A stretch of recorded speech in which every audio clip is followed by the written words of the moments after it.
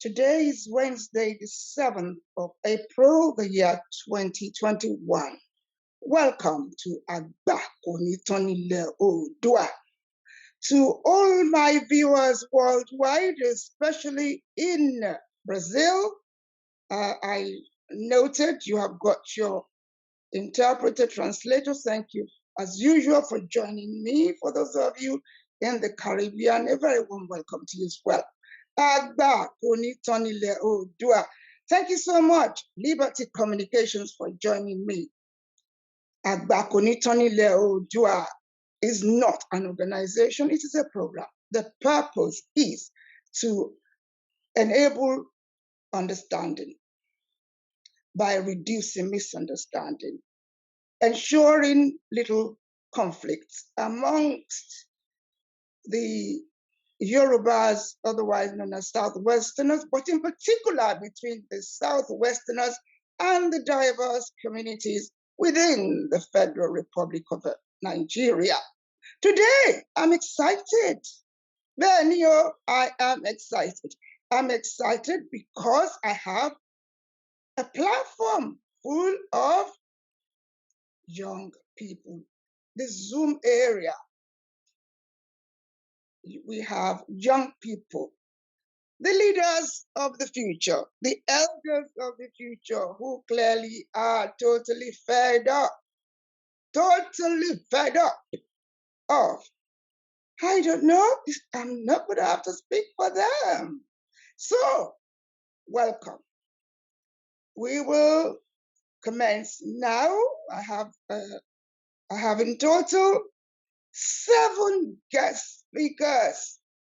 In particular, I'm excited because I have representatives of a political party for young people. Hooray! Long overdue. So, what brings us all here today? Are the youths the hope of the Nigeria's future?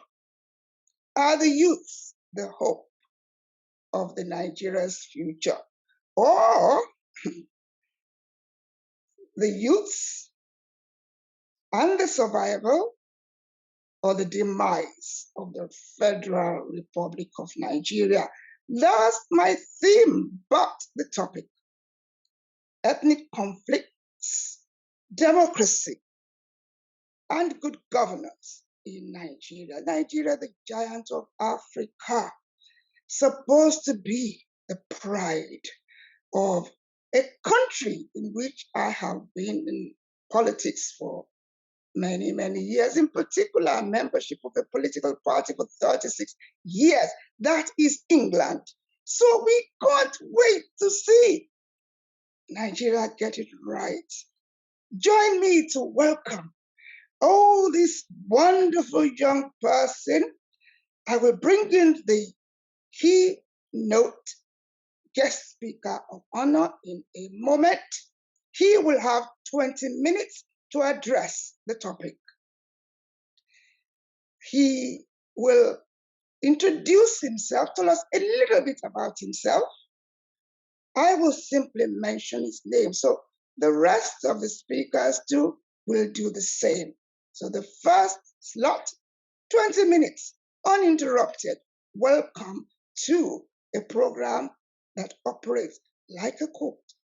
And that is because I require evidence to highlight better understanding of what is going on in Nigeria. Yes. And is there a future for the country? Or the country died many years ago and it's just been kept alive. Who am I to decide that? I'm not in the position. So please join me. First of all, Mr. Frambello of Liberty Communications, permit me to say hello to your platform. Hello to your guests worldwide. Thank you again for joining us. Let me bring in my first guest speaker. He is Segun Oduola, a real estate consultant, and he is the National Vice Chairman South for Youth Democratic Party of Nigeria. Welcome, Mr. Oduola. You have 20 minutes. You may expand on the introduction that I've provided you with. Over to you. Good evening, everyone. Thank you very much, Mrs. Erelu. Thank you for having me.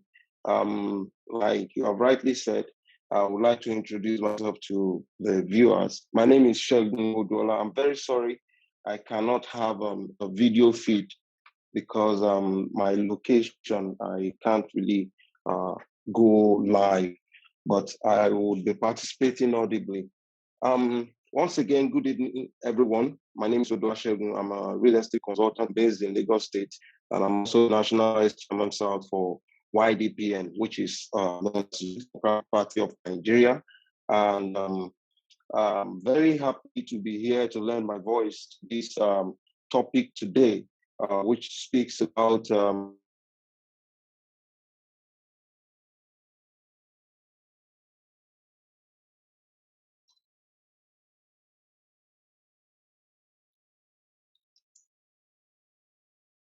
Temporary interruptions there.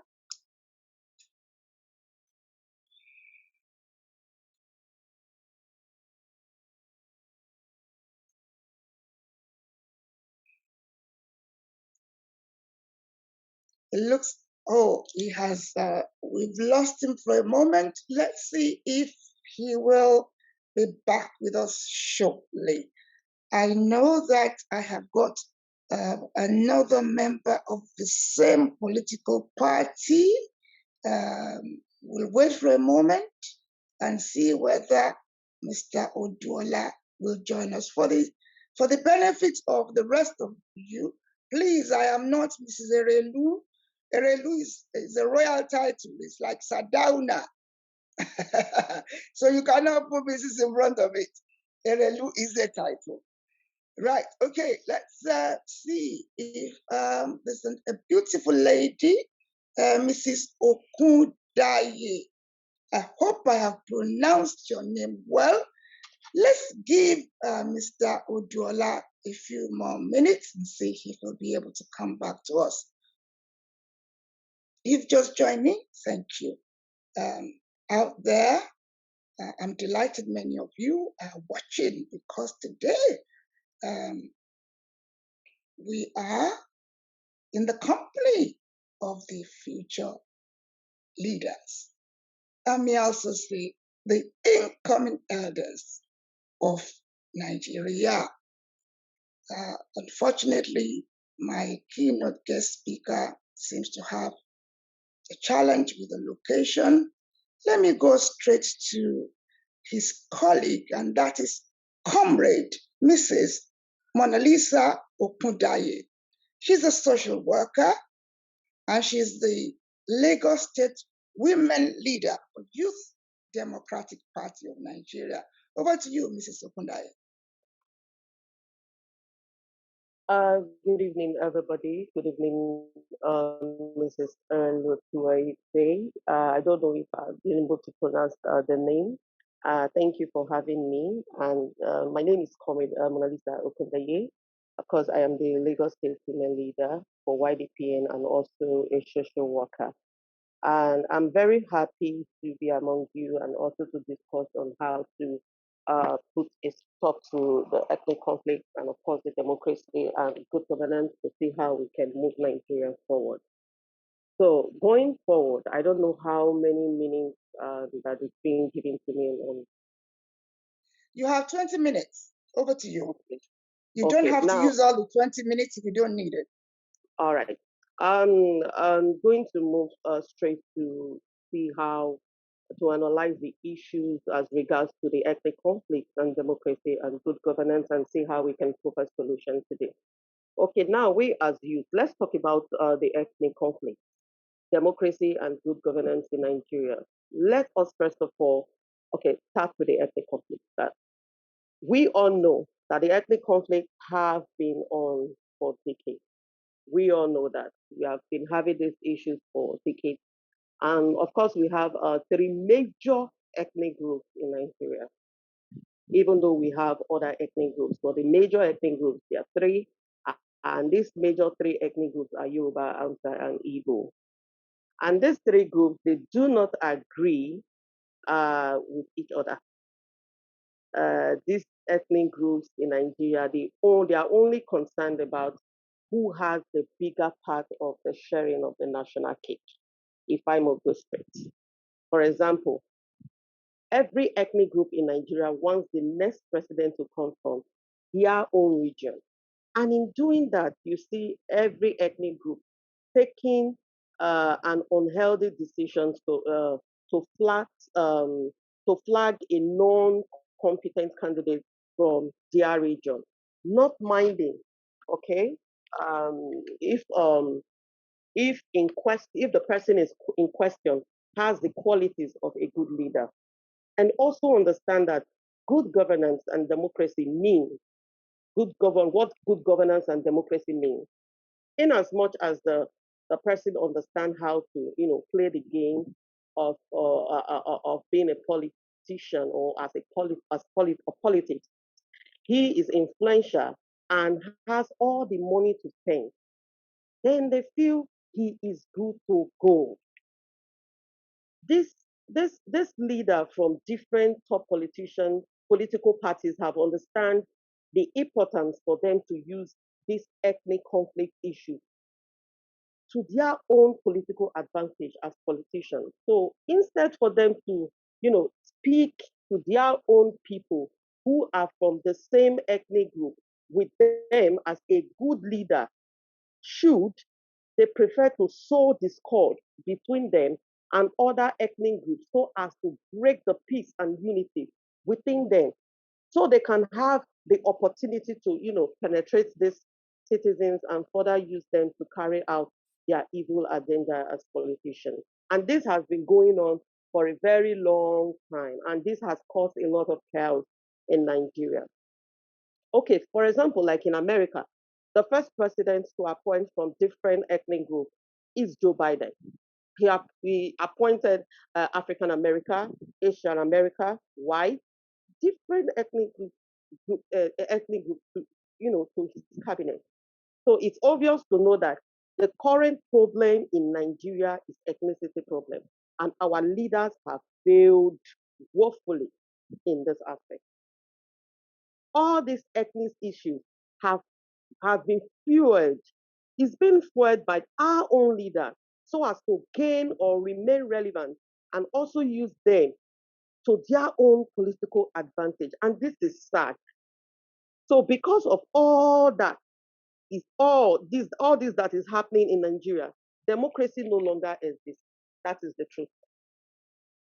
In Nigeria, because what we practice in Nigeria is now called autocracy. In a situation whereby, in a country whereby there is no freedom of speech, one man can just wake up and begin to, make decisions and for the state and expect the people to, take whatever decisions he has made without following the due process. So, and of course, that is really, really affecting Nigeria.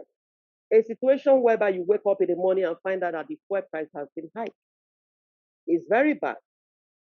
So, a country where there is no freedom of speech, a country where only one man as a leader we wake up in the morning to take decision regarding the affairs of the country without a proper deliberation of his cabinet or senate, or rather, should I say, informing his people for the sake of transparency. So, okay, just like what happened during the NSAS protest, it is well known that this is the right of the citizen to carry out a peaceful protest without being violent when carrying out the protest. We all know that we all know what happens during the NSAS protest, and it is very sad how the same leaders who swore an oath to protect its citizens are also the same leaders who order the killing of the innocent citizens who were protesting for justice, or rather seeking for justice. If there were peace among all the ethnic groups in Nigeria, these leaders, without will not even have the opportunity, or rather, will I say, will not be occupying that seat that they are occupying.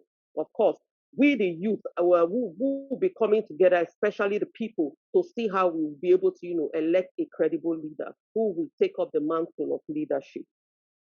Because really, these leaders, it's obvious that they do not deserve it.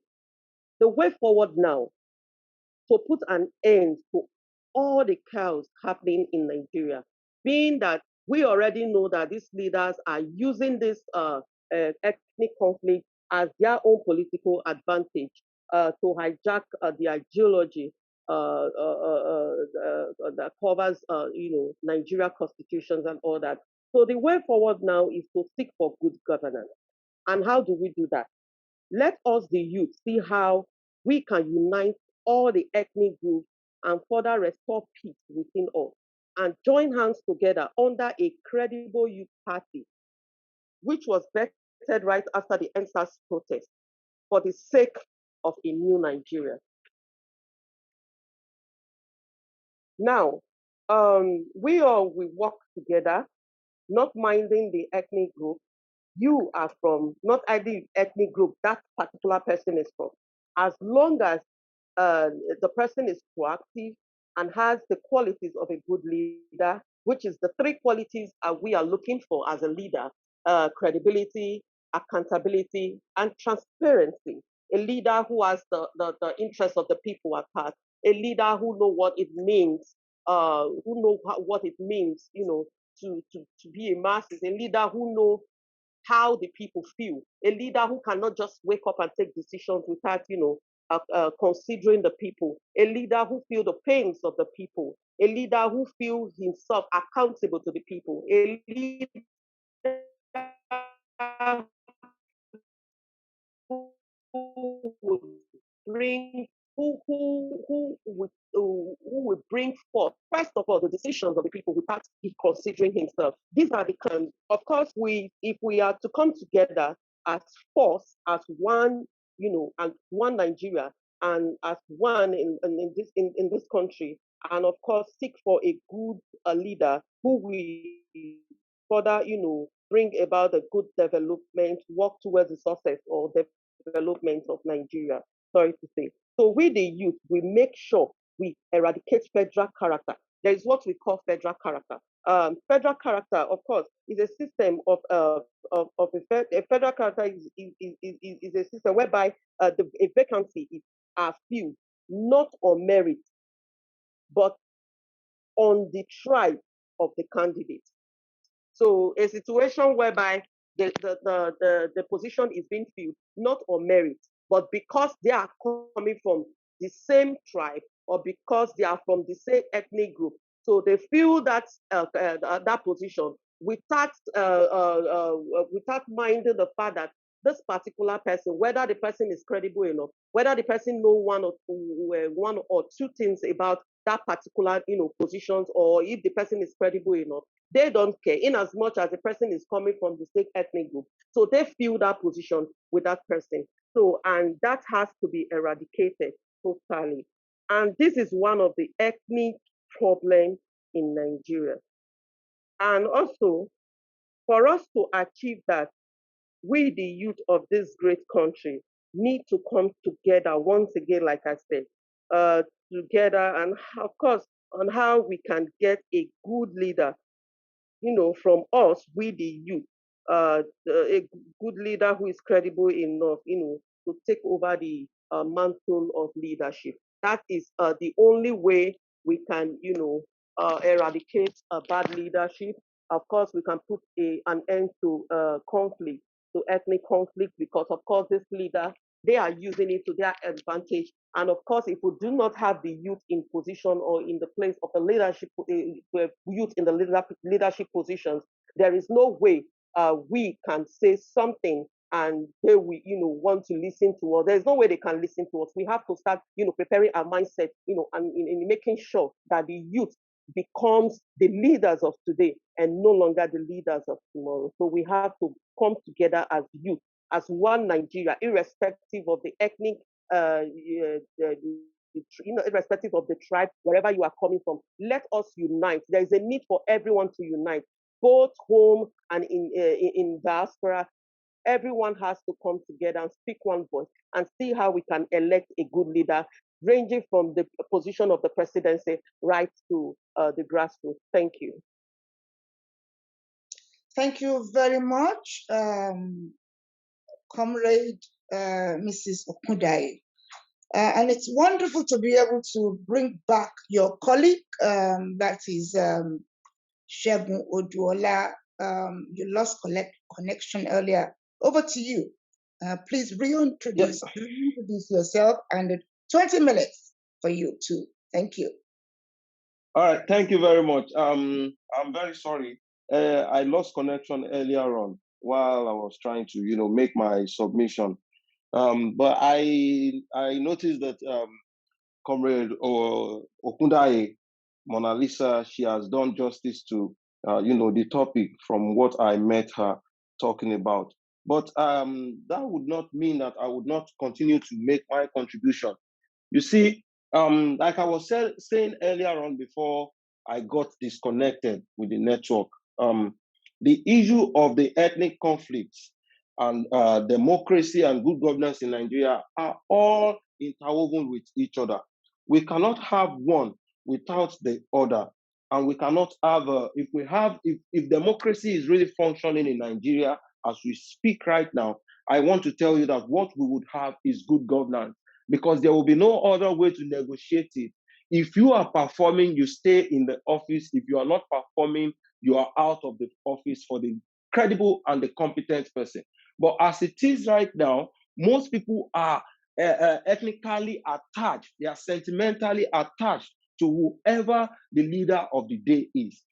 The people who are from his tribe want him to remain in power, whether or not he's competent enough. The people who are politically affiliated with him, they want him to stay in power, whether or not he's competent. The people who are from the same state as he is, they are also having the same kind of sentimental attachment. And when we have such, the truth of the matter is that we cannot experience good governance. We can only experience good governance when we have competent people in power, people who understand the values of democracy, people who are ready to listen to the citizens and do things that benefit all and sundry, and not just a few select set of people.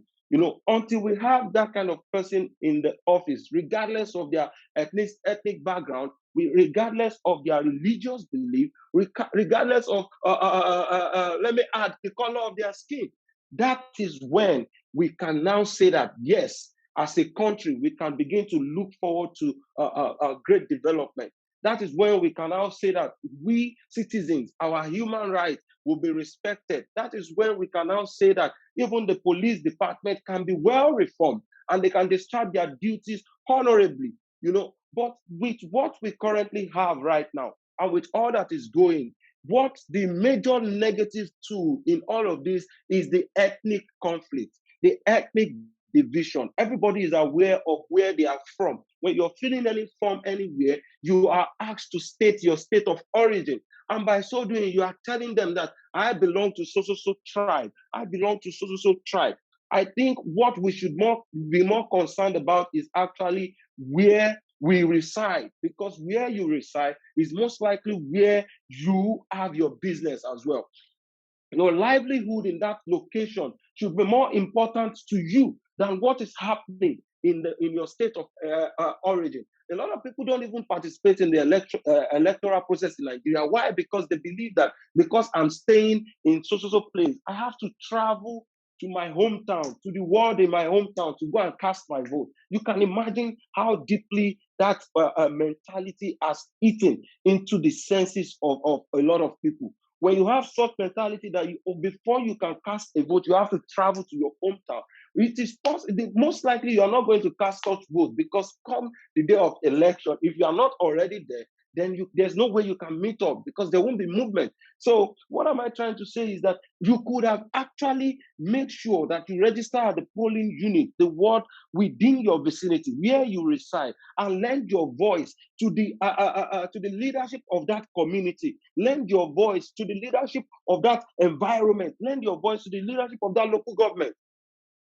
Cast your vote there. With that, you can determine and say that, okay, in this local government, we need a competent person who can fill up this local government chairmanship and deliver to us and give us good governance in this locality.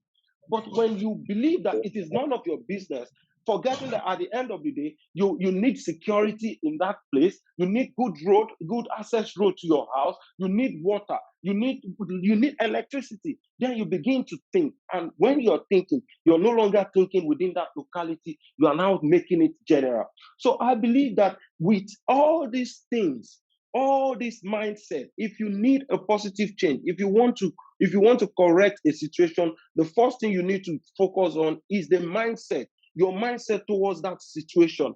That is what you should focus on. And once you are able to correct whatever your mindset is towards that situation, you can then begin the process of of fixing whatever the problem is. That is when you can now achieve good results at the end of the day. So for us as a country right now, I believe that we all need, as a people, we need to come together as a people, as Nigerians, not as Yoruba people, not as Hausa, not as Igbo, but as Nigerians. Have a collective voice and say that, yes, this is what we want to do now. This is the way forward. This is the right person who is supposed to be in power. And make sure that when we cast our vote counts. Because that is when we can really show that, yes, there is power in democracy. That is where we can really be boastful and feel entitled to whoever is in the office to make sure that they are accountable for their actions and their inactions. So this is what I believe that the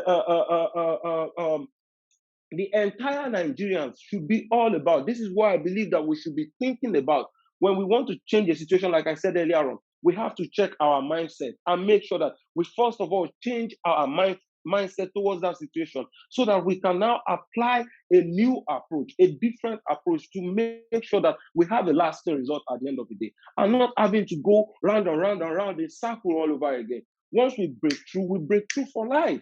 So this is very important for us. And if we are able to take away all this ethnicity conflict and the rest, I believe we'll have good governance in Nigeria. And without democracy, I'm not sure we can have anything good governance in Nigeria. The only way we can achieve that is not through division. It is through unity. Through unity, having one voice, one mind, one agenda, one interest. And the interest benefits all and sundry. Everybody from all walks of life are beneficial to that kind of system. Then we can now be boastful to say, yes, we are Nigeria, we are one nation. But with what we currently have right now, if we do not apply the necessary correction to it, then we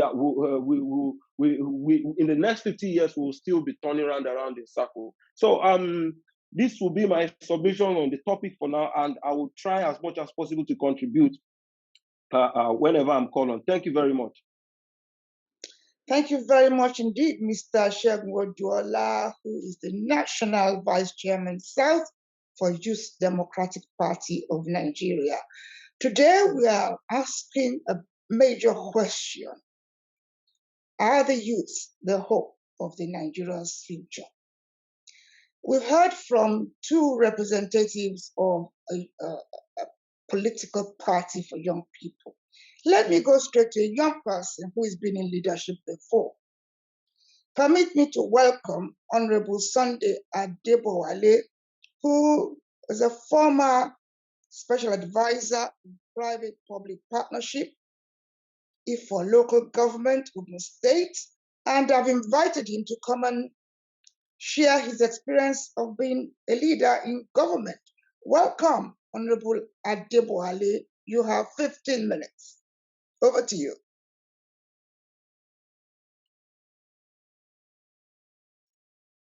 Please unmute yourself. Honorable Adebowale, please unmute yourself.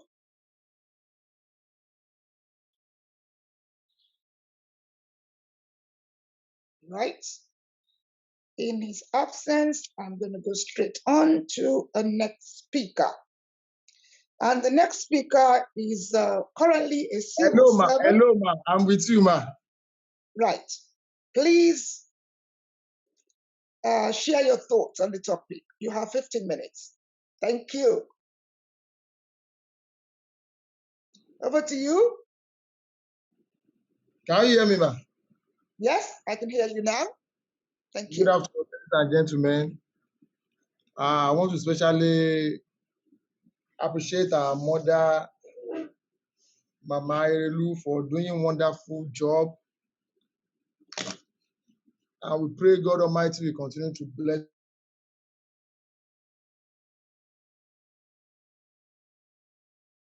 Right. The usual, they call it You abundantly. You are sound, to be precise. Can I ask you? Are you using any headphones? If you are using headphones, please take them off. Please. Are you using any headphones or earpiece? Take them off. It won't help. No, at all, ma. Okay. Right. Over to you now, because we lost you for a while. Not at all, ma. Okay. Over to you. Now, I want to appreciate everybody, all the speakers, for their contributions towards the freedom and emancipation in Nigeria. And the theme of this Zoom meeting is ethics, conflict, democracy, and good governance. And the topic before me is leadership in governance. I want to say specifically that I thank God that our mother is making up this wonderful topic at this critical period of our democracy in Nigeria. Being a former special advisor to for local governments on private-public partnership from year 2012 to 2015 in Ogun State. When we talk in terms of leadership and governance, firstly, we need to identify and define what a leader is. And going through the four corners of the administrative of our government in Ogun State during my stay as one of the special advisor and also a serving member of the cabinet in Ogun State, in my local government. As a leader, we can define a leader as anyone who has the ability to convince others to go above, beyond their legitimate position. And leadership emerges because every society is structured. The masses are incapable of taking charge. Therefore, there is a need for a few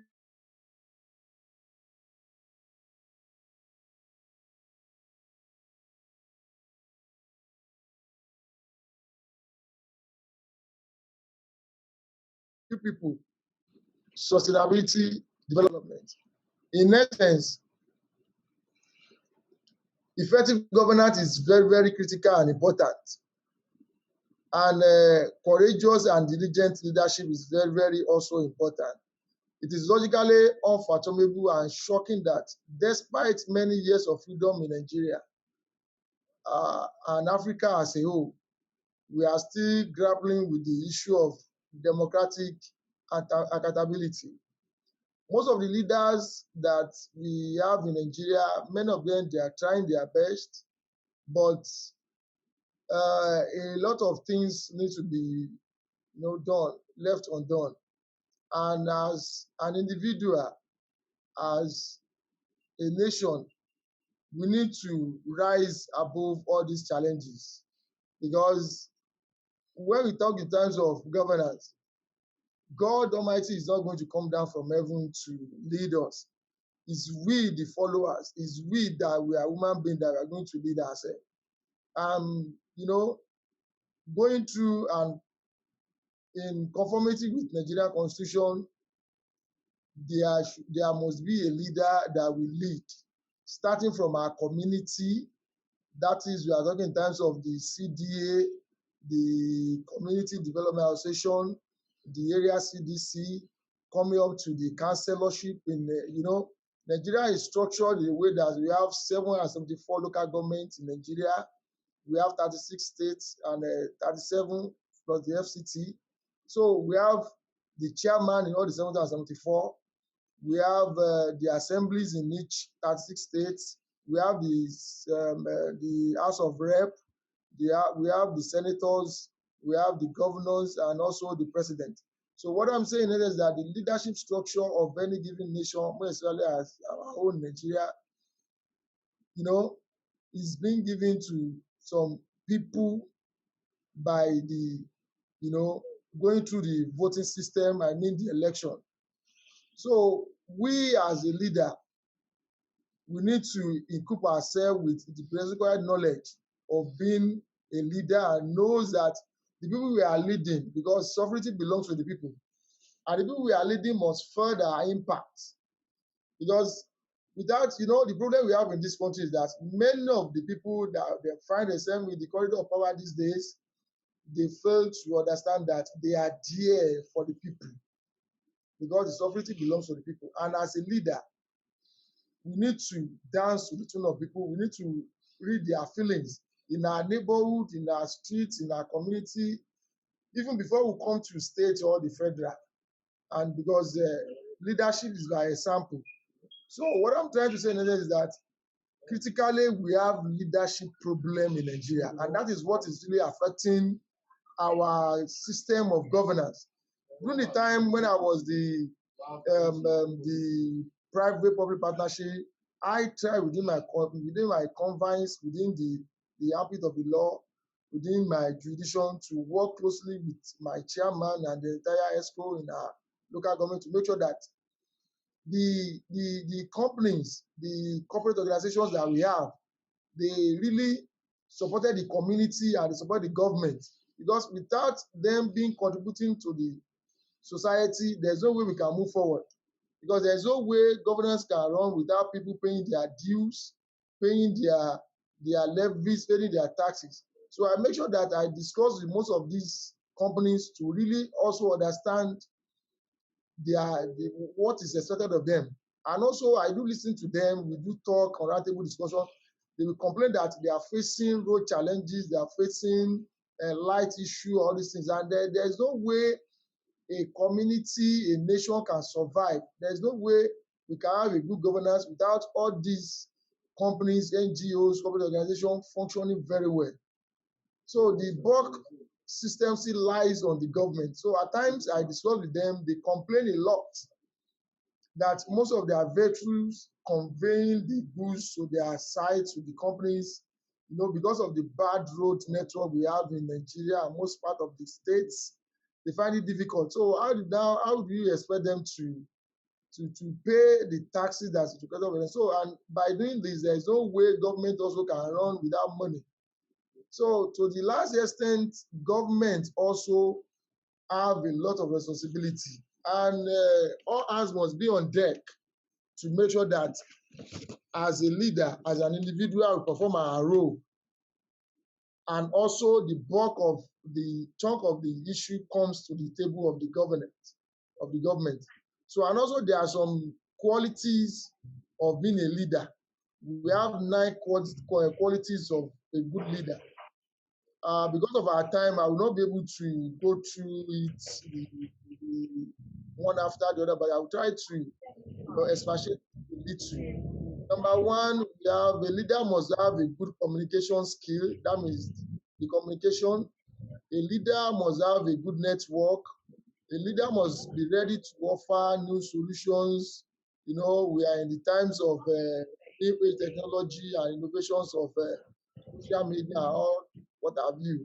We need to communicate, a bit of communicating with our people in governance, because a lot of government are doing so many things that is right, but because of poor communication skill and information, people that the government find it difficult to appreciate what the government is doing.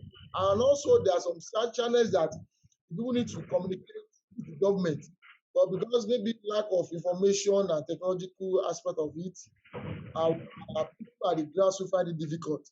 So during their own time, I'm one of the media aides also in the area of communication. So I try to make sure that I communicate. I go to the CDA meeting, so the CDC meeting to communicate with our people that this is what the government is doing, and also this is what we are still, hoping to do. Also, number three, a leader have to offer a new solution to issues. We need to build a consensus. Number five, we need to have an action-oriented plans. A leader must also have opportunity to seek, solution advice from people. We also need to market what we are doing. We need to be goal-oriented. And number nine, persistence.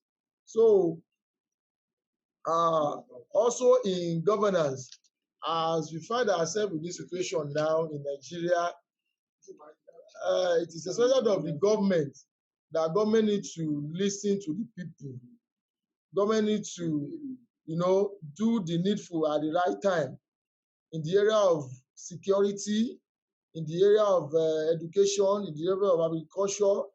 Of recent, we find, there's a situation that we find ourselves in Nigeria that some region decided that they are not going to bring food down south.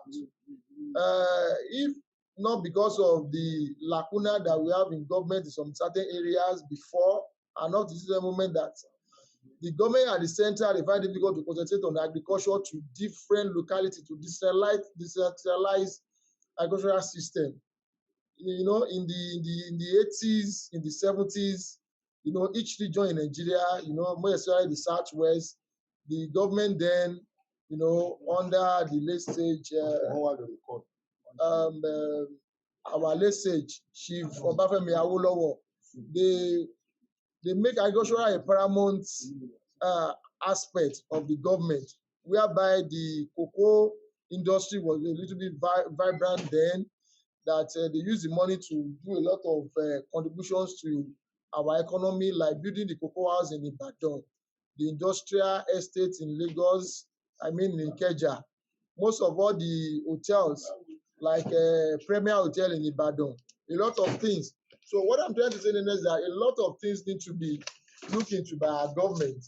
And by doing this, we can have peace and tranquility in Nigeria. In addition to the issue, to the topic on ground before me, the social, economic, and political development of any country depend largely on the ability of its leadership to facilitate, entrench, and sustain good governance. So all these things need to, go down with the leadership. So, like we have in Nigeria now, a lot of our leaders need to do the needful, because whatever we do today will become history tomorrow. And I'm of the belief that with the generation of this era now, with the youth, we need to rise up. We need to join the team. We need to participate in politics, because if we fail to do the needful now, if we fail to plan, we plan to fail. We need to rise up. We need to correct so many negative things that is going on in our system, in the governance in Nigeria. And also, we need to also appreciate the government, no matter how the case may be. Because as of today, we still have Federal Republic of Nigeria. If not because of their, contribution, resilience, and, up-to-date agility, there can never be Nigeria. So we also need to give kudos to our governors, to our senators, to the president, because we still have Nigeria. A lot of countries all over the world, they are in war session now. So, but for us to have peace in Nigeria at this particular point in time, it may not be 100% peace, but we still thank God we are still together. So what I'm trying to say is that I've taken it upon myself as an individual, as a political leader, to make sure that I contributed my own quota towards the development of Nigeria, my community, and my state. So by doing so, if we all put our heads together, definitely at the end of the day, we get to the promised land. And I believe in better Nigeria. I believe in better Yoruba.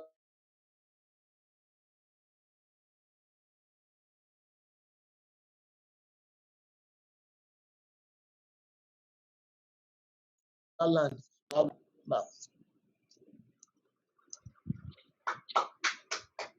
Hello. Thank you very much. Please mute yourself, Honorable Adeboale. Thank you very much for your contribution. Delighted to have you join us today. Let me go straight on to my other guest speakers. If you are out there and you've just joined us, I am Erelu Tuwashe, and today I am excited that in the Zoom area, my guests and others, you know, I don't have a lot of people in my Zoom area. I generally bring in those who are contributors. And these are young people who, unusual to my guests that most of you would watch, they are not talking about Oduduwa Republic. They are not talking about Biafra Republic.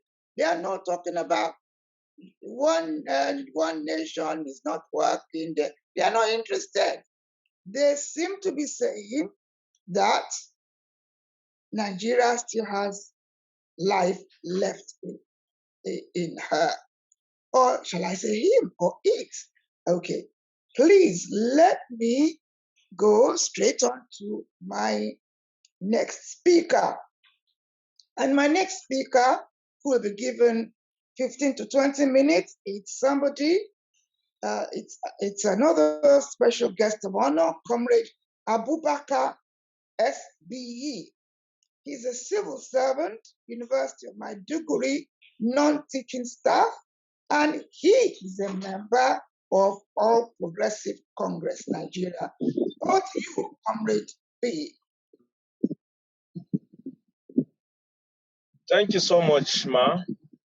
Our moderator, Momi Erelu, and other invited guests in this house. Good evening. First of all, I would like to start by apologizing for coming late due to some network problems here in Maiduguri, Borno State. And I also got the link very late. I was thinking that the link will be sent to me in my personal WhatsApp page, but unfortunately, I did not receive anything until when my mind goes to the platform and I now saw the link, and I later joined. So I'm very much grateful, and I'm sorry for joining late. My paper of today, given the opportunity to present, is a topic: ethics, conflicts, democracy, and good governance in Nigeria. I know everybody knows this is the major problem we are facing in Nigeria: ethnicity problems, conflicts everywhere because of just a minor thing that we're supposed to resolve within ourselves, but it will now later resolve to a conflict, which leads to killings and burning of properties. So my topic, as I said, is all about ethnic conflicts. Has always been with Nigeria, as we all know, and the diversity of the people in this country has never been its strength, but weakness all the time.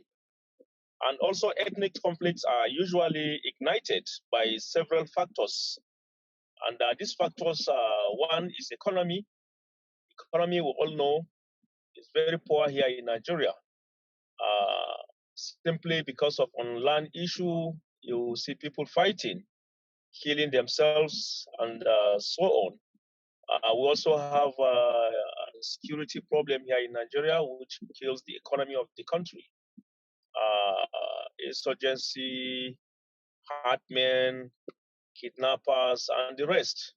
So honestly, this is one of the factors that usually ignited, brought in ethnic conflicts.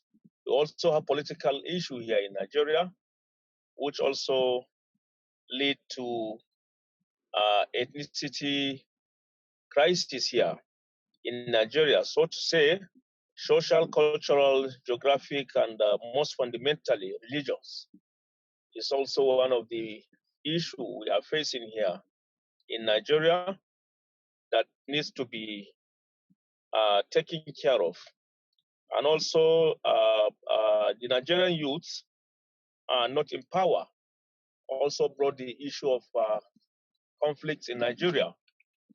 And various ethnic groups are identity with specific religious groups, and even in societies where there is diversity, you will still witness ethnic conflicts due to vested interest. Illiteracy is also a major factor of this problem that we are facing.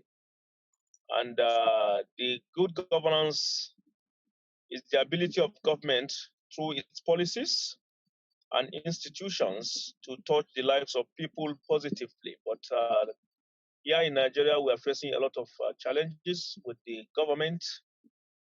Hardly you see a community enjoying the dividend of democracy here in Nigeria.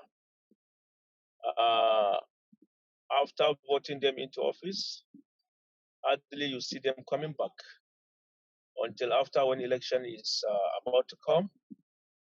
You will now see them coming back and giving them a little amount. And because of the poverty we are facing here in Nigeria, people will still go back to them. So good governance is measured through the effectiveness of government transparency, observance of rule of law, and people's sensitive programs. Community participation in governance is also very vital. Nothing to see government project, hardly you see a government project in the country. And therefore, good governance is hindered by ethnic conflicts, because when such conflicts abound, there is no social cohesion. And people also attach ethnic and religious coloration to government programs, policies, making them fail. As a result of such conflicts, developed instrument and good governance. So we are facing a lot of challenges here in Nigeria. As I said, the conflict issue is there. Issue of insecurity is there.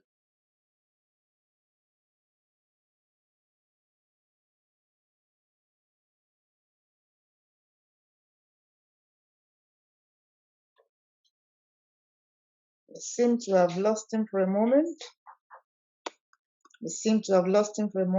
Let's give him a couple of minutes.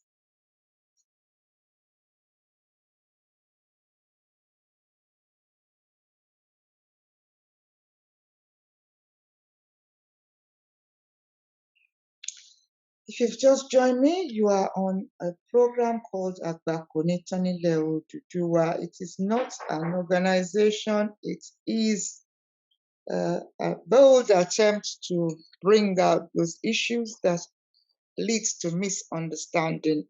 I can see Comrade Biye has actually left us. I think I'm going to have to move straight to another speaker. Should he rejoin us, he will still have some minutes to present his thoughts. Permit me to invite Mikiro.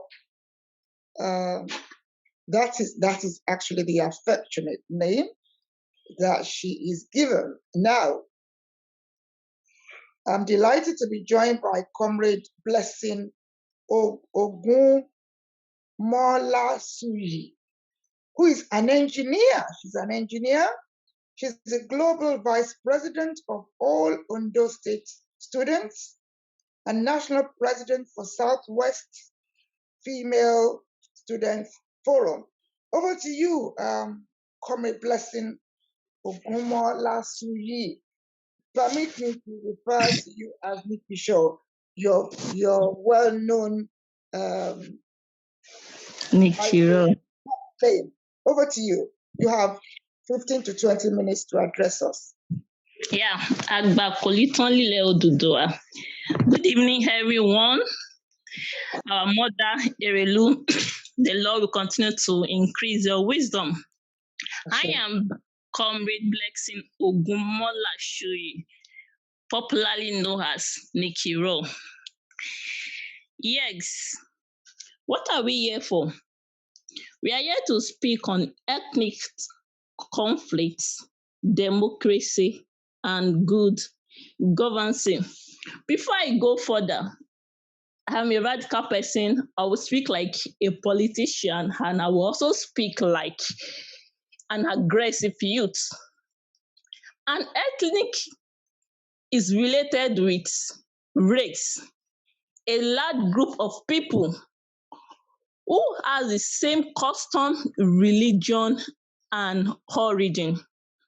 And ethnics can deal with tribe, an organization, culture, or religion. What the major problem of we Nigeria here come from sometimes ethnics problem. A Muslim and a Christian. You are voting for a Muslim, no, the Christians say we don't want Muslim, the Muslims say we don't want Christian. From there, conflict will arise. Now let's go back to nation whereby we call by state, maybe Ondo State, Osun State, whereby they said no. And from one local government, a governor is aspiring for one local government. I will vote for my local government. Whereas we know that even the person that is coming out is not even competent enough. But we decide to fight for our own bids. We decide to fight for our own interests, which conflicts may arise. Then democracy is about electing, choosing a leadership to rule us. Then when we talk about a good governance, this is where I'm even interesting to talk more. A good governance start from the roots, from our background, from our home. You can't control your home, you can control the nation. You can't even control the community. Talk of controlling the nation. Let's start from our background. And how is our own character? I may be a little bit different from previous of my speaker who has spoke the other, because I have to pay attentive to listen to each and every one their points, and I won't bother myself going back to that area again. Now, our character in our family matters the most. It saddens my heart that in Nigeria now, I don't know about other country because I have not gone beyond other countries. I'm seeing Nigeria. We tend to love money. The lover of money has filled our hearts. Sometimes I always use myself as an example. When a governor is coming out, maybe good, maybe not bad, I'm trying to bring out the good governance and the bad one. A governor is coming out, and everybody will say, no, you have to give me money before I vote for you. What do you have to offer? Money. And at the end of the day, 1,000, 2,000, 3,000 naira will be given to us to sort our rights out. Then, how do I expect us to have a good governance in Nigeria? It will never work. When I will be a little bit divert. When I was aspiring for the post of my Ondo State, it goes beyond home and diaspora. I walk around the all Nigeria institutions, from Ondo State to Ekiti, to Nasarawa, to Kaduna, to go there and contest, to go there and tell them my aim and my vision, being elected as the vice president. Then what did I hear people saying? How much we give to us? Then you have to send us our transport fare before we can come and vote for you. As a little post like an organization, I spent 350,000 naira. What am I saying? Then how do you expect me to be elected and okay, I want to fight for my people? What will be, I'm talking like a politician now, what will be on my head is, I'm going to regain my phone back. Everybody, to have a good governance stand for me, stand from everyone listening to my voice today. What will be under my brain is, wow, how am I going to generate my 350,000? And that is applied to all our leaders, both the governor, the Senate, this and that, as far as you've been elected, not appointed. Then our right will be sold out. Then how are we going to fight for the interest? After being elected, it was so difficult for me to fight for the interest of the students, number one, because of godfatherism. I was in a group of where Segun Odu something just spoke recently, where he said, yes, Oduola, no to fatherism. One, I can say yes, and secondly, I can say no. Because in one aspect, by saying yes to fatherism, we'll be able to reach our own aim, we'll be able to get our own target. The last message we talked about in the group meeting, youth plus old people, they have to work together in order for we youth to get to our own target. If not, we will be swept out like a rag, just as if our father and the kids at home. I have to listen to my father's voice before I will gain admission, because he will be the one to pay my school fees. Then how am I going to say this is what I really want to do after being elected? Every party are good. It all depends on who is governing us, who is our leaders. Let's go back to, if you really want to vote for a good democracy, a good governance, let's go back to where our youth, every politician today, every unionist today, every leader today has been a leader when they were in school, whether primary school, whether secondary school, whether in tertiary institution. You have one assume one post or the other. How is your attitude? How do you display the money in your hand? How do you manage to cope and bring people together and say, yes, after you're dismissed, what will people say about you? The problem of Nigeria is not our leader. I'm very, very sorry to say. Some people may criticize this and some people may say no or yes. But the problem of Nigeria started with I and you. Started from the little changes.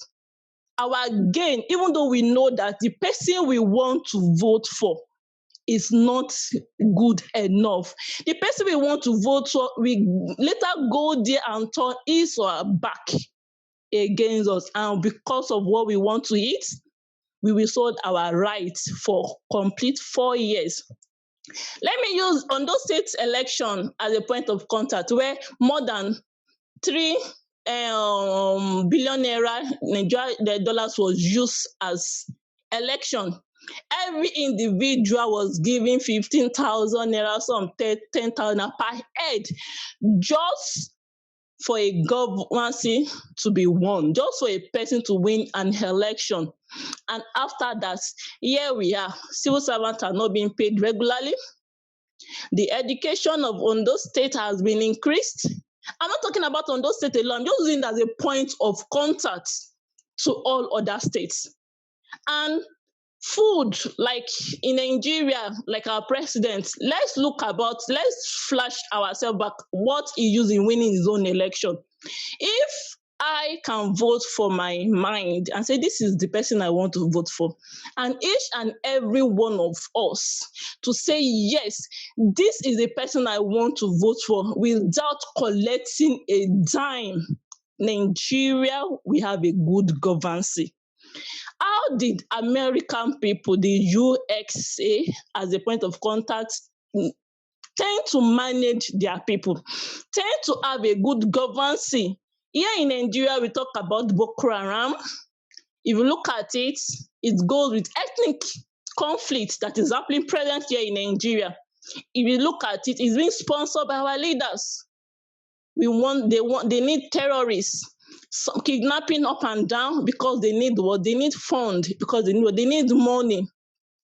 Then how are we going to have a good governance? Election is coming again, kidnapping, ritualists, because we want to please our people. We want to tell them what they really want to hear, not what we really want them to say. then there won't be any good governance in Nigeria as far as Nigeria is concerned today. But let's now look about voting for our own rights, voting for our own plea, how Nigeria is going to be better. Everybody wants good, the youth to take over, Yes, we want the youth to take over the power, but the person that is coming out, how is his own character? How is his own attitude? I will always suggest to us or every person here in Nigeria that maybe if you want to contest or aspire for a post, let's go back to their previous activities that they've done in the past. What are the comments of the people? What are the comments of the outsiders to them? Are they good enough to be voted for? Because I always say everybody always pretends. Yes, we heard our character, our inner character. A word used to say that you don't know the attitude of a man until he. Hello? Can you hear me? We can hear you. Please go ahead. Continue. Please mute yourself back. Thank you. We don't know the attitude of people until they have money. Money has caused a lot of things. We are so greedy, we are so selfish, we are so self-centered that yes, politician, they always say politician is a dead game. I love politics, but as far as they're concerned, what will bring tears for my fellow human beings' eyes, I will not do it. If God said I will not assume the position, let it be. But we tend to have power. They say power intoxicates power. We want to gain that power that to control everything we need. Nobody can tell me this is what I want. It all starts from youth leaders. The youth leaders that we have today, how is their own attitude? The people that is running an organization today, how well and effective do you listen to your fellow executive? Do you listen to your fellow members?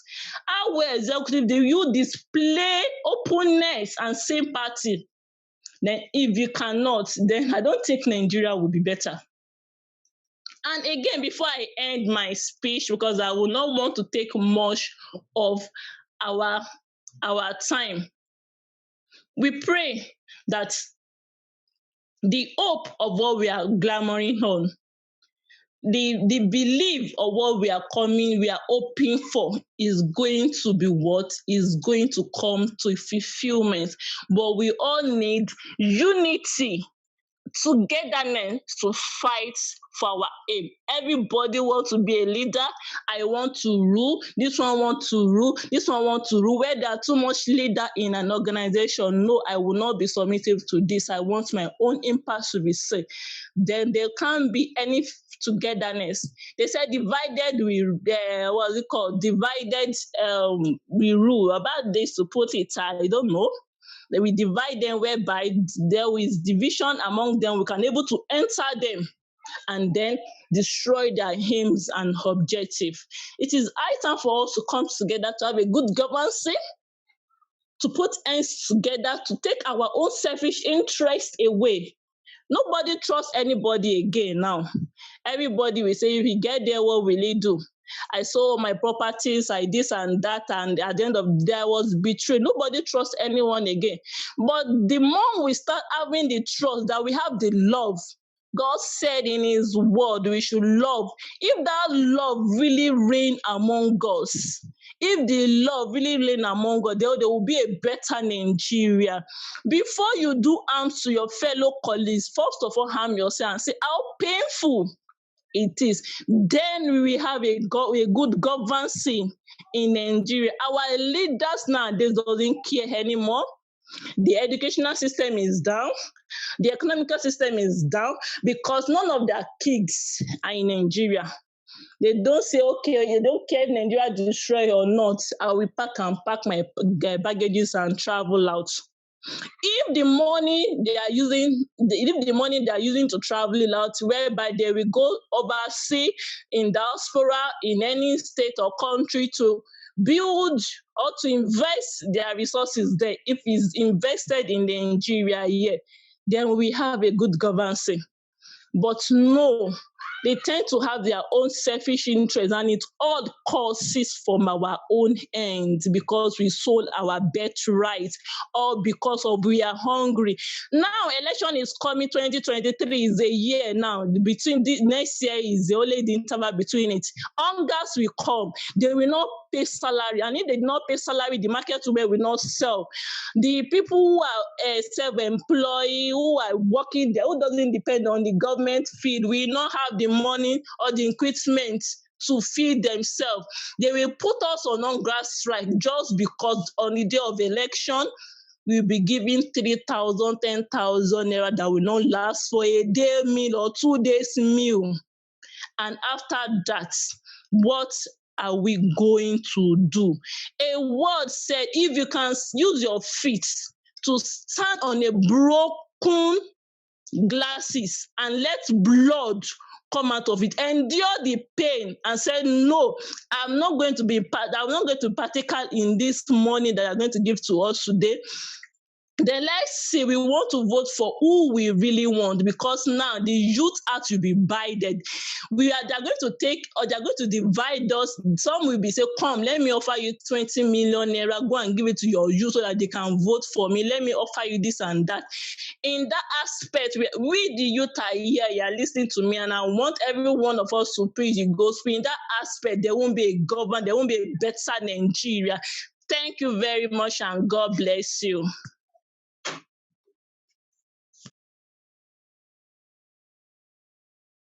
Wonderful. Thank you very much indeed, Comrade Nikki Raw. I'm really grateful that you've made a lot of efforts to highlight pertinent issues. Thank you. We have just 2 more speakers, so permit me to go straight on. Let me see. Let me bring in Dr. Okoronkwo. Dr. Okoronkwo, are you with us? Hello? Hello? It doesn't look as if he's with us.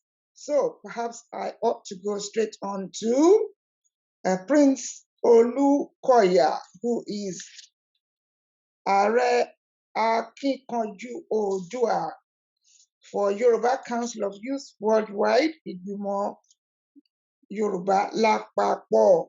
He's a business consultant. Prince, over to you. You have 15 minutes to share your thoughts. Good afternoon, everybody. Good afternoon, ma. I really appreciate to be part of this program today. I've been asking myself that how am I going to handle this? I am not a politician.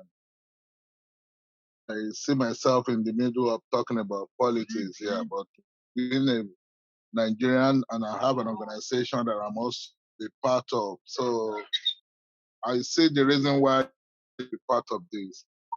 First and foremost, I appreciate everybody that say 1 or 2 things in this group.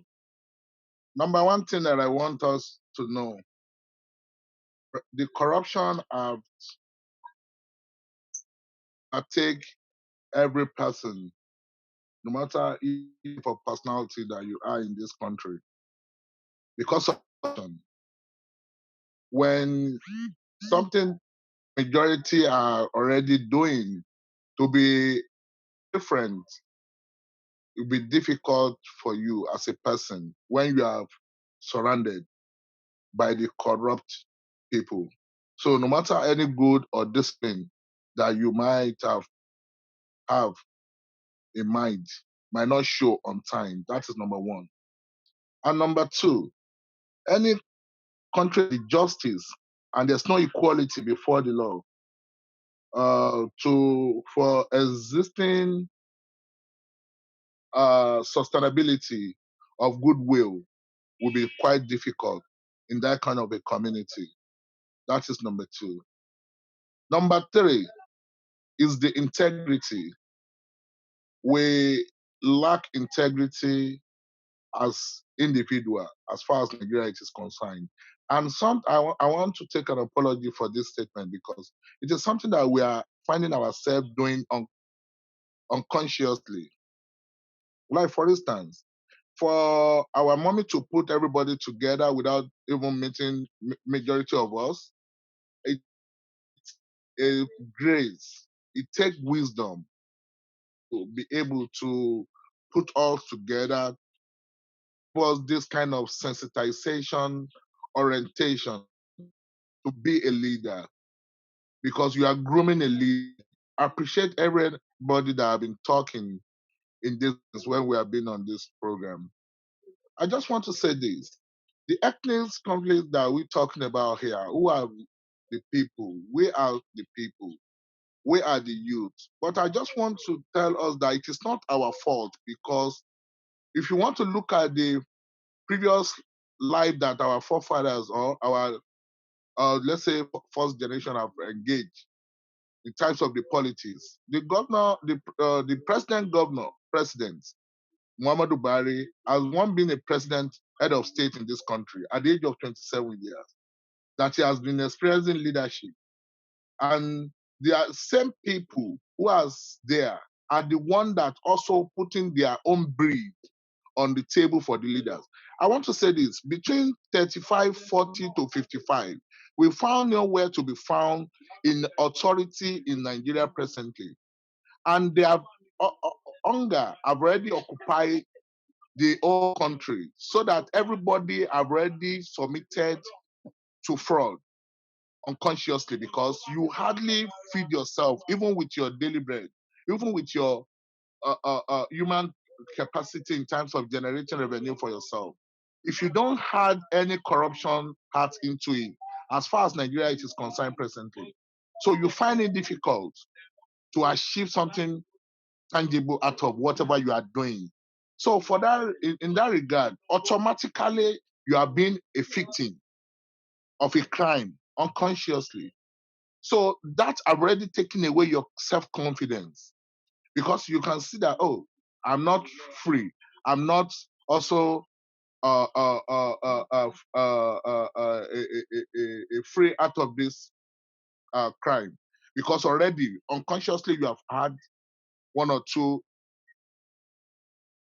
crime, indirectly or indirectly.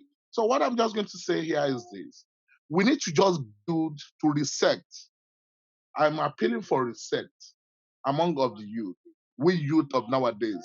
If you really want better community, irrespective of the where you find yourself, even from the family, you can see nowadays they will ask you what I've asked several guys, what do you do? A guy will say to you that I'm a Yahoo boy. It's not something that I see that is a wrong thing.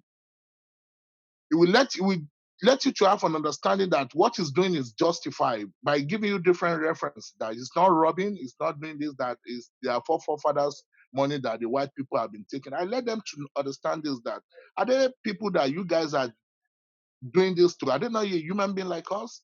They are human being like us. But I want to say this: the corruption have engaged into the family, that even the parent will collect the money from the child of 21 years old without even asking where is he getting it from. Because everywhere is polluted. The corruption is extremely become a culture, I'm sorry to say, in this country. So when we have overwhelmed with corruption, to find a good leader, like for instance, it's not that we don't have people that they are in a good government, they have a governor initiative, but if you're a good governor and you have like 10 commissioners that they are bad, you have ministers on the table that they don't even want the best, they are going to frustrate your good deed. That is exactly what is happening in this country. And if you want to look at every group in Nigeria nowadays, they are sustainable by the politicians. They are sustainable by the politicians. And for that regard, they have to be loyal to their sponsor. They have to be loyal to their sponsor, because they don't just take chances, because they are not gamblers. The politicians also are not gamblers. They have engaged them in different oaths secretly, that they have to loyal to them. And they know that, okay, if they can have the ethnic group A and other politicians have ethnic group B, this one have the ethnic group C. So they'll be loyal to each other. And in the process, there must be a Judas among the youth that will pass the information that's supposed to be highly confidential. Everybody is selling information in Nigeria because everyone are proud. So it's only God it is only God intervention that we need as far as this country. But I appreciate if you can have 10 of on the table that can be a good mother, a good mentor, because you can control the children, because you are it's only women that have an attitude. You understand, to call the attention of everybody. Yes. I really appreciate everybody on this platform this particular time. This is called consistency. This is called consistent. This is a very rehabilitation process. This is a rehabilitation. This is a fantastic social responsibility. May God bless you, man. And we are proud of you, and we promise to be a good youth. We don't want to say leader now because we can't consider ourselves a good leader presently. We just want to accept ourselves as a good youth that will be obedient, and God should just help us through to be able to give the information across. The charity begin at home. So it's starting from me and you, and it's from the source. We just have to go back home. A lot of things is even happening in different households that nobody wants to listen to others. The brother don't want to listen to other sister. The children just want to listen to the parents. So how much more are you not going to listen to the teacher that is not even your biological trace?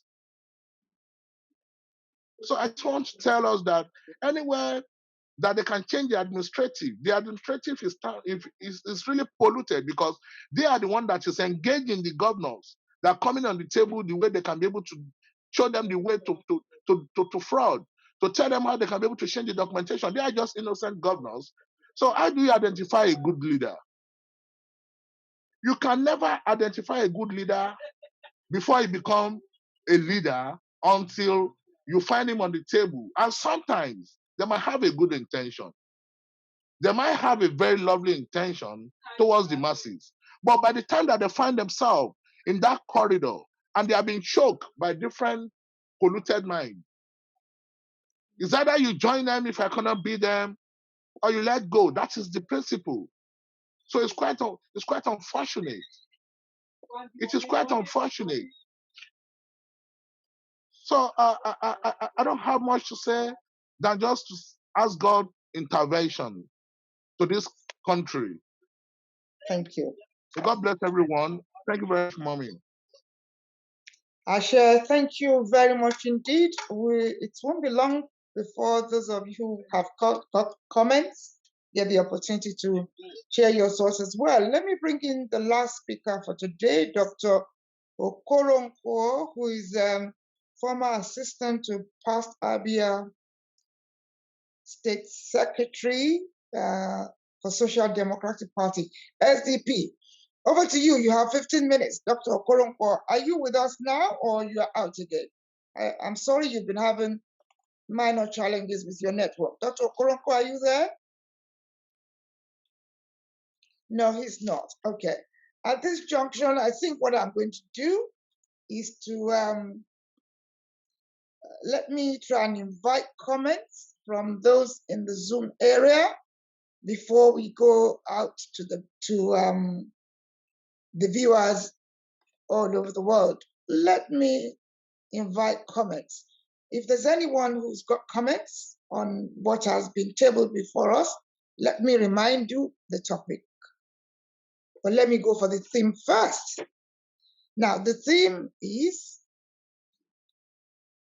are the youths, are the young people, the hope for the survival of the Federal Republic of Nigeria? Are they? And in order to be able to establish that, they've been invited to share their thoughts on a particular pertinent issue, ethnic conflict.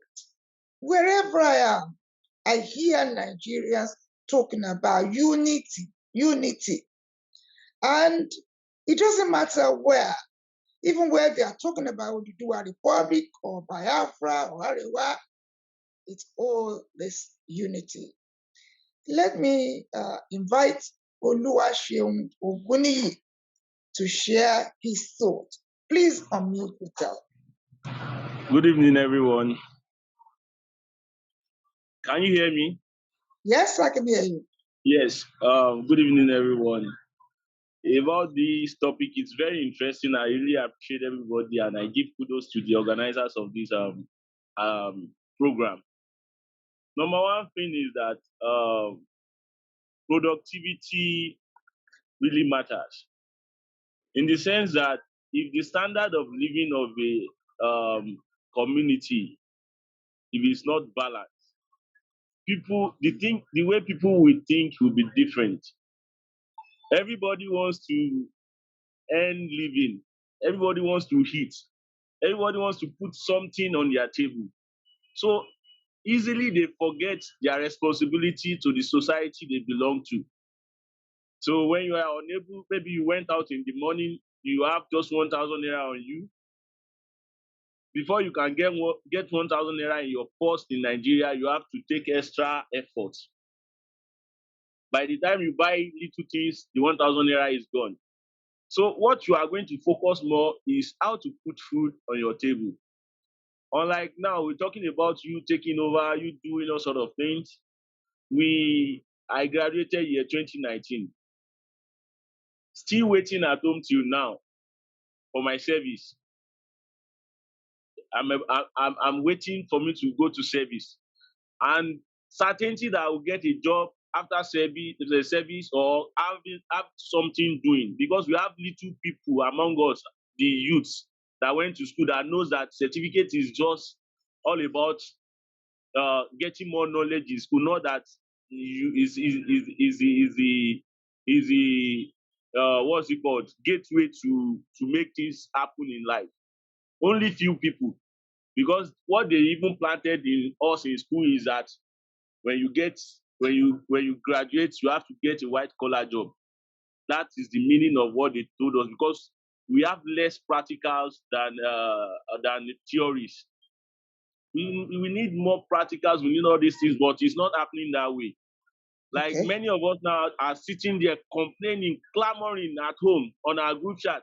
We want to go to service, you are jobless. So I wonder the wasted years of those youths at home, youths that want to take over, who doesn't have anything doing, who doesn't have any productivity aside from the dependent on Western education they received from school. So if we are going to take over as a youth, we need reorientation and empowerment, because many youth are jobless and consumers in the economy. Let me cite an example. I won't take much of our time. There's a place called Mushi in Lagos, and there's someone called Honorable Kakware. He was an APC member. He wants to contest at the Chairman Mushi local government, but unfortunately, he was denied of the form to Honorable Yemi Ali. And that time, he did not relent. He went to another party, which is Accord.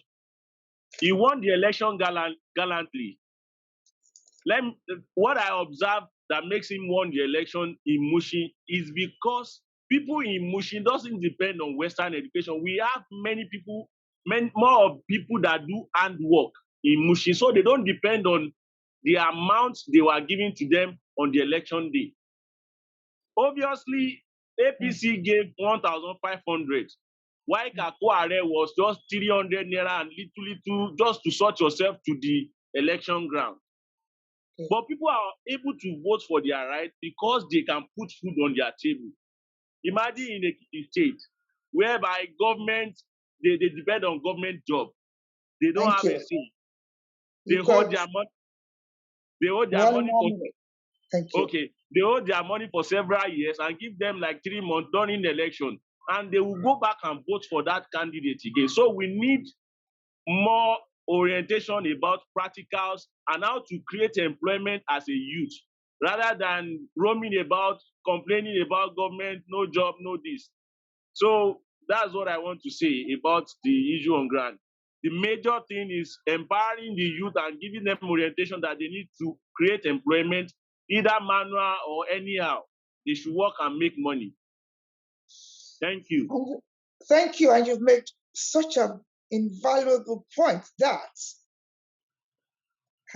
if in a particular area you have young people who are self-employed, even if they are carpenters or plumbers, that in the area concerned, they are more likely to vote for their conscience. But if you go to an area where many are Western educated, they are graduates and they are jobless, you're inferring or saying they are not likely to vote for their conscience. They will vote for their pocket. Interesting. Something learned. Let me go straight on to the next person. And when you do come through, introduce yourself briefly. This is Chief Vincent Anthony Ubani. Over to you. Yeah, good evening. Good evening, ladies and gentlemen. My name is Honorable Vincent Anthony Ubani.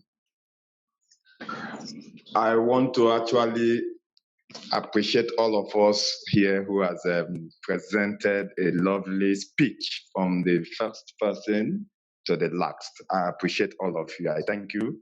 And I want to also thank Erelu Tuashe for this wonderful program of Agba Onitonile Odua, and also all the program you've been carrying out in lecturing the young leaders and on how we can forge ahead.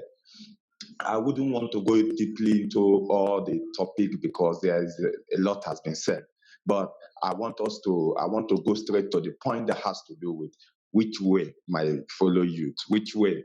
I've been hearing the political representative from the YDPN, I think if I'm not mistaken. These people are really my top concern. I want to see how we can actually unite to achieve the freedom that we all look for. And this party is not a party that has been registered with the INEC. And for that, I'm in fear that if INEC is busy registering a political party from 91 to 18, then the possibility of INEC coming to register another one party may not be there. On that note, we have just less than 1 month and some few weeks to election coming up in Lagos, which is the place where we were badly hit by the government, killing innocent youth because they came out to protest in their camp to end SARS. If there is anything we should do to ensure that those innocent lives will not just go in vain, is to say no to the bad leaders in Lagos State, starting from this ward councillorship election to this local government election. And this is why people like me and many other team out there has mobilized ourselves down to Lagos for some time doing the grassroots work to see how the youth can even take over the grassroots ward councillorship and the local government election. In the process of doing this, we have met the YDP team, and I've seen the vibrantness in them. They believe, the faith they have, the capacity. But my only challenge is their party they are carrying is a child that cannot present candidate as of today. The only time that party can present candidate is when INEC officially registered that party as a party. And I am also 100% sure that INEC, that I know, is not and can never register any new political party. Talk more of. Can I raise a point of order? Yes. The point of order is this. You are not really speaking to the topic. The topic is ethnic conflicts, democracy, and good governance. If what you are saying is that non-registration of a particular party will mean they cannot succeed, I would say no, because those of us, I mean, I've been in British policy for 36 years, they can negotiate with whichever party they like, whether they are registered today or not. Please permit me to come back to you, or unless you want to focus on a question, ethnic conflicts, democracy, good governance, let me put the question. Do you, in your opinion, believe that democracy can be put in place in a country where right now some people are saying Fulani are killing them, this, that, Hausa killing them, this, that? Do you believe that with what we are hearing in the West, that ethnic conflict and democracy will lead to good governance in Nigeria? Whilst you think about that, I'm going to come back to you at some point. Permit me to go straight on, unless you want to answer that question, but I think it's fair for me to leave you time to think of that question. For the rest of you are going to make your contribution. Your focus should be, in that country you have ethnic conflicts. You know, it's not new. This tribe doesn't like that tribe, this, that, all of that business. In England here, we have all kind of protests up and down, here and there. You're talking about Biafran Republic, Odua Republic, Arewa serving notice, all of that. And what interests me, why I have brought all of this, because youth takeover seems to be another agenda. Will youth takeover resolve the problems in Nigeria? You take over. So if you are going to make a contribution, yes, that's what you need to focus upon. Let me find out if Dr. Okoronkwo is with us. Dr. Okoronkwo, are you there? Please speak if you are. Dr. Okoronkwo is supposed to be one of my speakers, and I can see you are on the list to speak. Are you there to share your thoughts? If not, Dr. Kingsley Okoronkwo, are you there? Please unmute yourself. Please unmute yourself.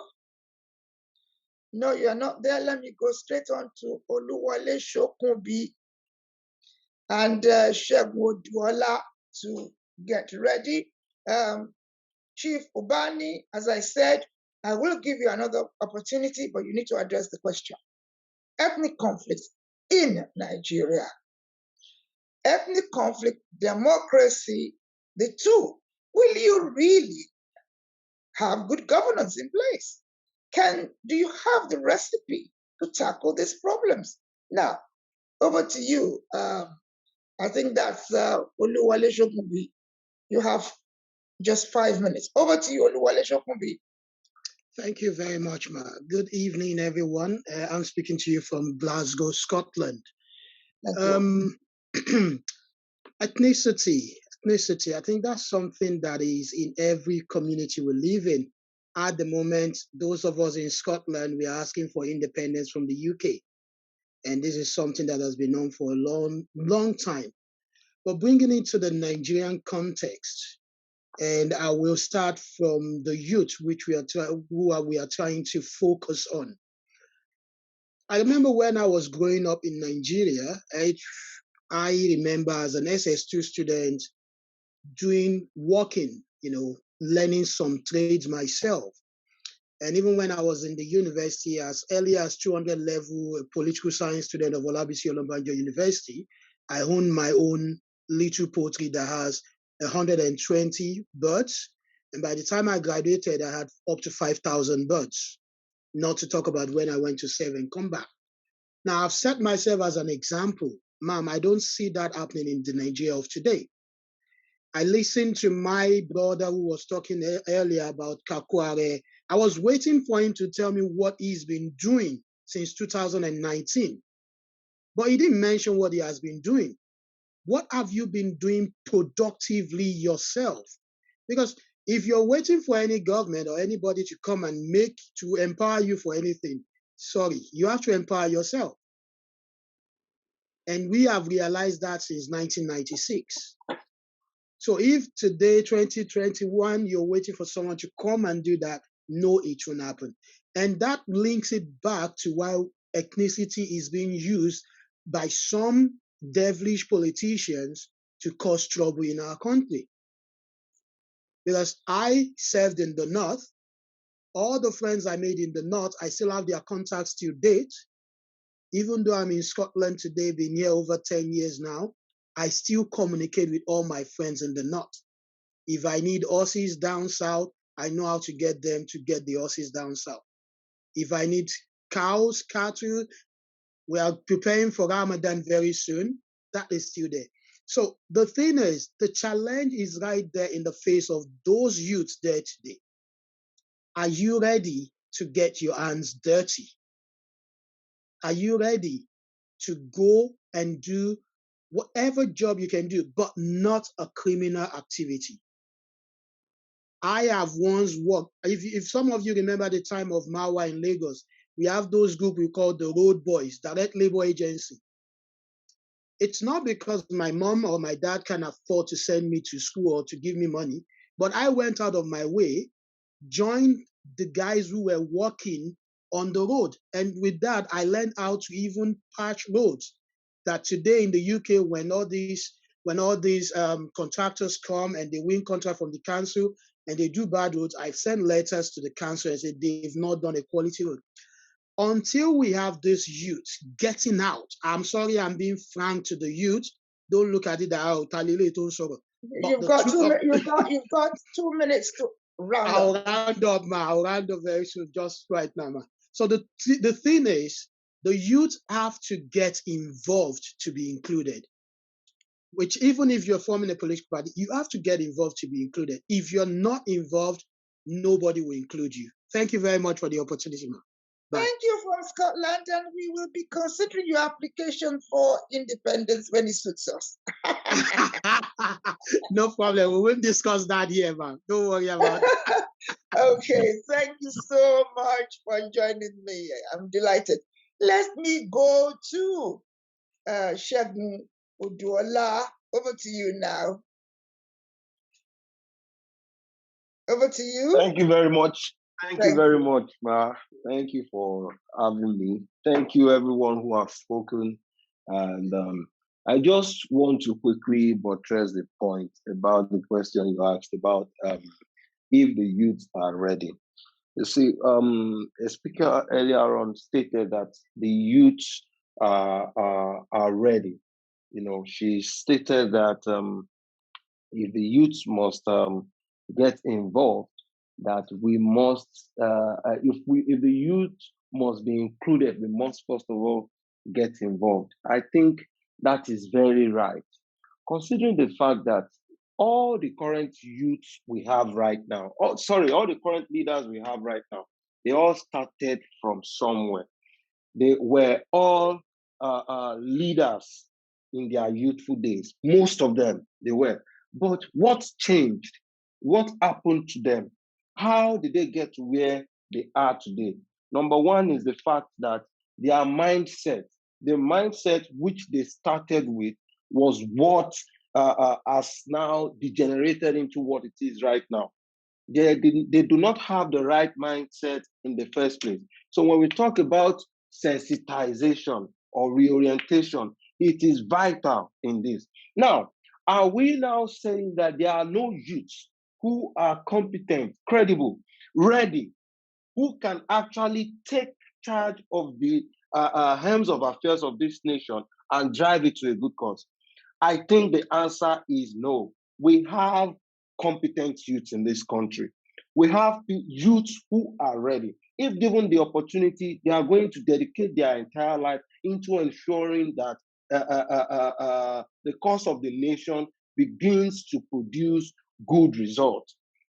But if we continue to say that they are not experienced yet, they cannot join now, they have to go and start from somewhere, then that means that we are not ready to give them an opportunity to showcase what their passion is all about. Everybody, when you get to a certain age, there is something you are passionate about. There's something you want to be known for. There is something you want to contribute into. So how, if you're not given the opportunity to contribute your quota at that level, how then can you be able to boldly say that, yes, I was able to do this, or yes, I was able to do that? So it is very important for us to give them the opportunity. the opportunity when the youth decided that they want to come together, they want to have their own political party. What we should do is to give them the necessary support and ensure that, oh, you want to have your own political party, have it. And when you give them that support, then watch them, guide them, give them the necessary advice. I'm telling you that at the end of the day, we are going to have a nation that is actually working, benefiting all and sundry. I was talking to somebody a few days ago. We were talking about the environment and how rough it is and all of that. And I told that person, I said, if we have a youth as the head of this particular community, with the digital age we are in right now, I'm telling you that things around here in this locality would look different, considering the fact that a lot of them have not traveled outside the country. They have not been outside Nigeria physically, but they have been outside Nigeria severally, virtually, and they can see what is happening over there. They have friends abroad. They have families abroad. They can tell how things are going over there. They are on Instagram. They see a lot of pictures. They watch a lot of video on the daily. They are on Twitter. They are engaged with people from different countries. And they can tell to an extent that this is how things are supposed to be done. And this is how things are supposed to be, you know. And with that knowledge, bringing it into their present reality, they want to replicate the same thing in their environment. So now it's about knowing the right thing to do at the right time. Knowing fully well that, okay, this is 2021, these are the things that are supposed to be in place. Unlike having to deal with the same mentality from 1960, the same system of governance from 1960, having to replicate that same thing, going round around in circle on the same spot. I think that is something we need to work against. So as for me, I am saying that the youth are ready if given the right opportunity. Thank you very much. Thank you very much. And it's interesting you mentioned 1960 because in a little while I shall be coming back to all the guest speakers on this question. And the question is that those of us who are out in the West, all we hear and read about is that Nigeria is not working, that it is gone past itself by date, and that the constitution of the country seems to have an issue, and it's best for different parts of the country to be given the right to exist as in their autonomous way, such that, should we say, other little countries will be established from one geographical space called Nigeria. My question to all of you, which I'll come to in a moment, is, do you think it's a good idea to remain one, as it seems to be what you're all suggesting here? Will Nigeria remaining one effectively resolve the problems of Fulani herdsmen combing the entire nation? From on this program, I've had people from all over Nigeria, from Katsina, allegation that the entire place has been taken over, that it's meant to be an area for Hausas, and the Fulanis are taking their land from them, to the very well-known challenges that dates back to a very long time about young people wanting Biafra. I had a privilege of attending a function in England here where the whole of an event was grounded by young people of Igbo background. And if you sweep through the country, you will see that the level of poverty is just unbelievable. The level of corruption is unbelievable. the mindset, I can't help believing that we need to put in therapy to actually bring back functionality of human beings. So my question to you remains, Nigeria won, Nigeria remaining one, and you take over? Tell me what you will be doing to ensure that the Fulani herdsmen are put in check. AK-47 zooming around the country, insecurity. What are you going to do to enable young Biafrans, many that young people that I saw live on TV, massacred a little while back? How are you going to return confidence back to that community? Not to talk about in the Southwest, you call it now, horrific videos every day, heads chopped off, arms taken off, almost as if one cannot imagine the level of barbarism that is going on in that country. I just want you to help me. Imagine that you come into power today.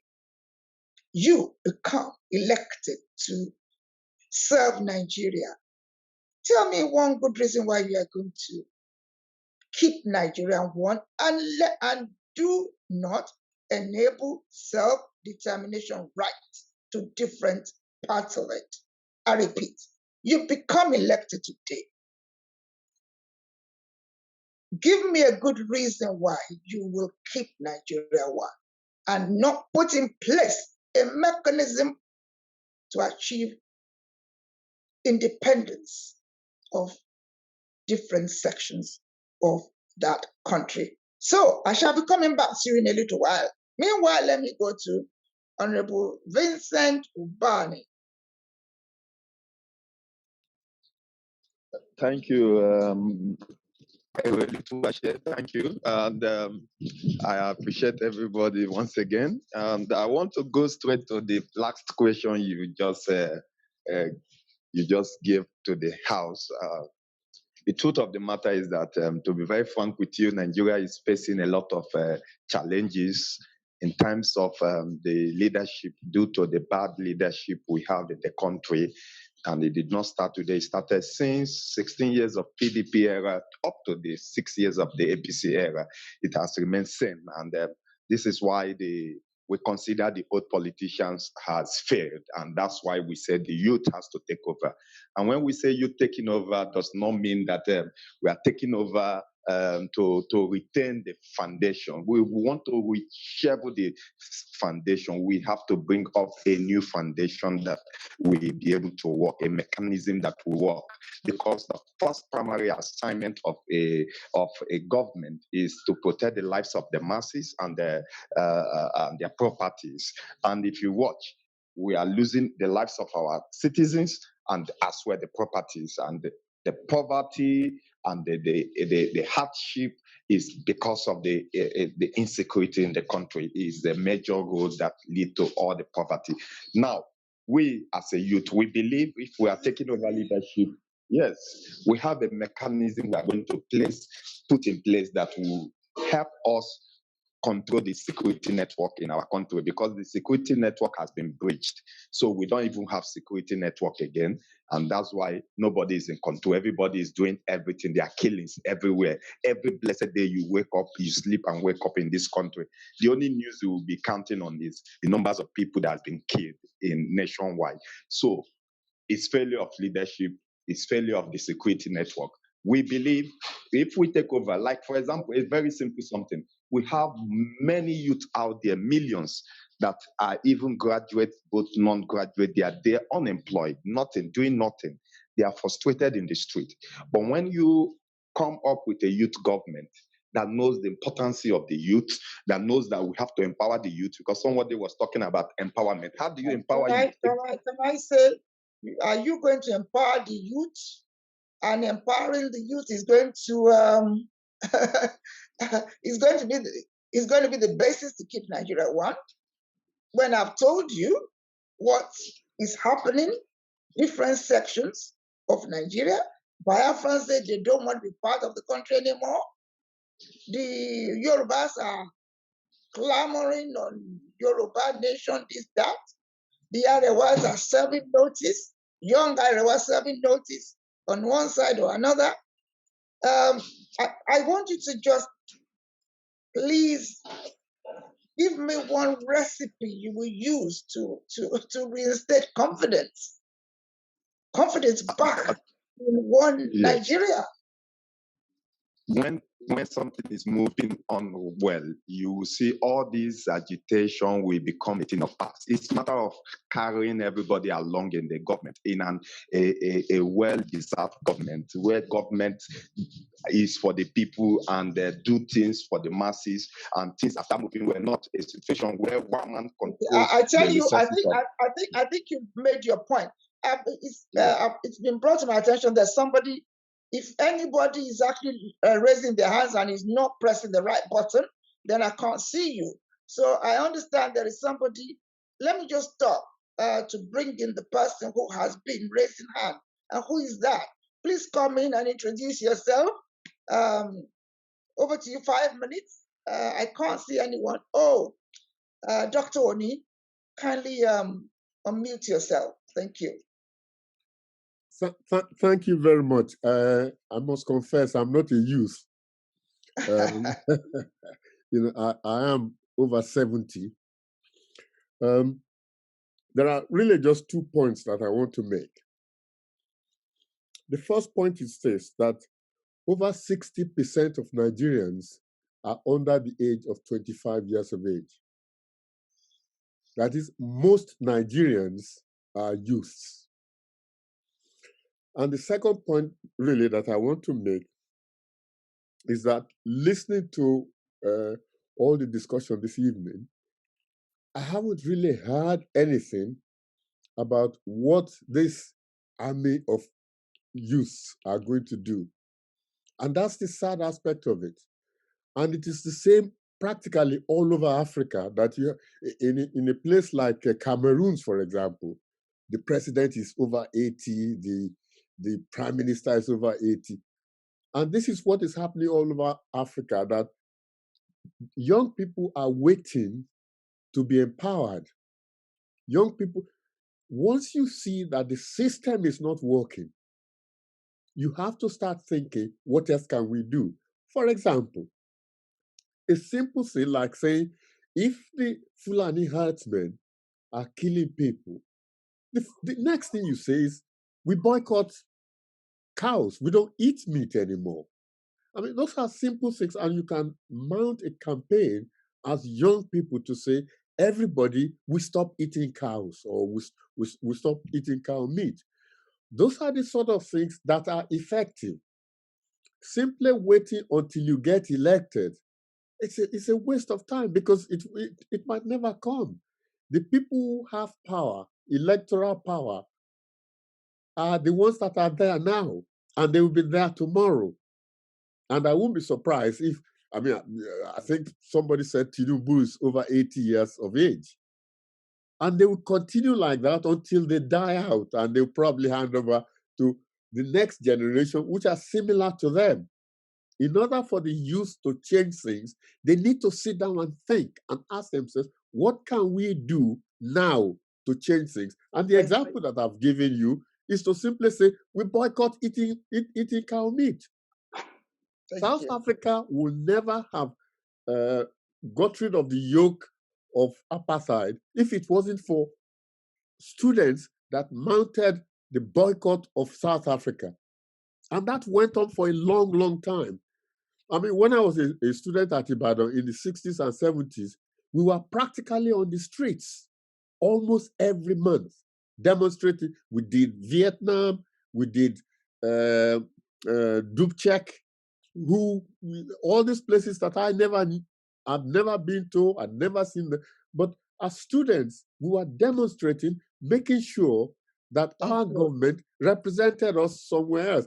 And so my own advice to young people is this: you need to think of what can be effective. Whatever it is, you need to think about what is going to be effective, and then you pursue it. This thing about finding leadership and unity, it's not going to do anything. Yes, I want to ask you to hold it there. Let me go to somebody at Adejoke Adejumo. Over to you. Okay. Sorry. Hold on. Okay. Good evening, everybody. Good evening. Yes, I hope you can all hear me. Yes, can hear you. Please introduce yourself. I think you are one of the members of Youth Democratic Party of Nigeria. I think you are one of those. Yes. Okay. Yes, I am. Yes, I am.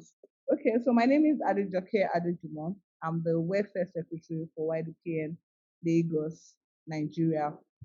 And I want to appreciate the fact that I've been given an opportunity to discuss some of the pressing issues in Nigeria. So I was listening to some of the questions that was asked.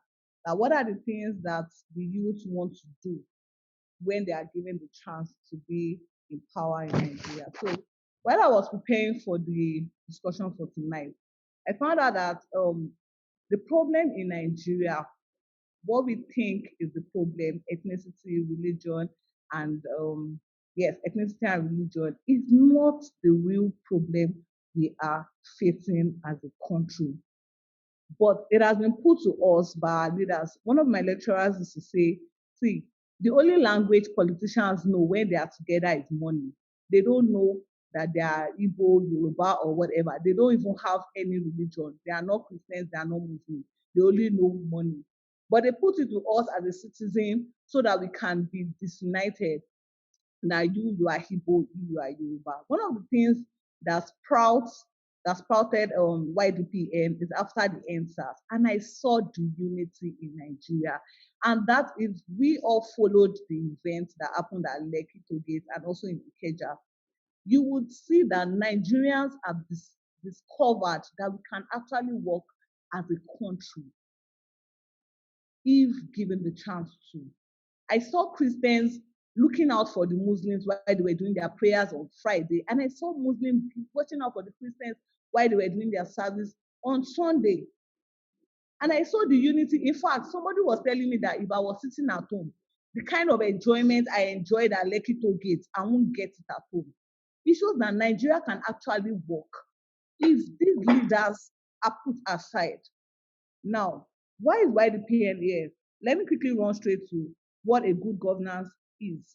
Number one, participation, representation, and fair conduct of election. Presently, if you are to rate the government and the leadership in Nigeria, it is zero. Participation, when last did Buhari come out to talk, to discuss, to even have a discussion with the people? When? And we say we have a governor, we have leadership. And this is one of the things that the youth, in fact, presently, one of the things that I'm not trying to push in YDPN, but one of the things that got me into YDPN is because it's a platform for youth to speak up. We've been having a lot of youth give different opinions, speaking out on what they want Nigeria to look like. I've never seen a day where we discriminate that you are Igbo, you are Yoruba. We are all working together as one. And that is where my hope comes in. Because if we say that we want Biafran, the reason why this agitation are much is because, I hope you can get me. Sorry, I'm speaking that fast. That's me. So the reason why these agitations are more presently is because people can't bear what is going on in the country. But the moment they can see participation, representation from our leaders, the moment they can see efficiency and effectiveness, the moment they can see openness and transparency, the moment they can see rule of law, ethical conduct, competency and capacity, innovation and openness to change, sustainability and long-term orientation, financial management, not when somebody is saying they want to use 10 billion naira for Aso Rock Clinic. At the end of the day, you are in London receiving treatment. So why are you spending that much money when nobody is using the Aso Rock Clinic? These are issues that are agitating the youth. Human rights, Okay. there's nothing like human rights in Nigeria. People died. In fact, I was watching live event during the Lekki toll gate. Till now, there is no justice served. We Okay. have no accountability. And you are saying that nobody, in fact, I think where we had right now in Nigeria is because a lot of people have been keeping quiet. They don't know which way to go. They're just like, okay, let's just live a day at a time. And when it's time to go, we go. But we can't keep doing that because, in fact, Thank you. so I think with the few forum, I've been able to portray, to buttress You my have. point that You have. yes, we just need our good governance, and the youths are ready. We are open to ideas. We are ready to make for innovations. A lot of companies run in Nigeria presently are the CEOs are youths. They are under 40. Please go and check it. Yes. Most of the Thank you. youth, yes, thank you. So if we Thank can be you. running companies and organizations, I don't know why we can't run Nigeria. Thank you. Thank you very much indeed. Liberty Media, I'm going to bring you in a moment. I will call on you when I'm ready. Do you know what? I have listened, and I'm going to be coming back to two people on this platform here. I'm going to be coming back again because I can see there are two major sources of answer to my question. And I can also link in the question from Dr. Omi. My question remains, and I'll come back to Sheikh Moduola, and I'll come back to Vincent Ubani. Now, why aren't you doing something now? Why? Why aren't you? Is what we are, on social media, people are terrorizing each other, boasting they've got medicine to kill this person and do this, and they are carrying on and say, honestly, as if we are actually back to God knows which country. I just can't believe if I go by social media. My question to you again, why aren't you doing something now? Why aren't you doing something now? They've been killing people in the area that you are representing, whether be it because of NSAS or Fulani herdsmen. Killings have been going on. Allegations of rapes on the Ibadan, Lagos Express. Every day you get somebody saying they've cut off somebody's neck. Why aren't you doing something now? What is the justification? Let me also make a point that, which I haven't heard from most of you. I don't know where you young people get money from for your organizations. In the country where I am, we collect tax from people and we ensure there's a proportion of that to fund voluntary organizations called non-governmental organizations by themselves. We fund groups. I don't really know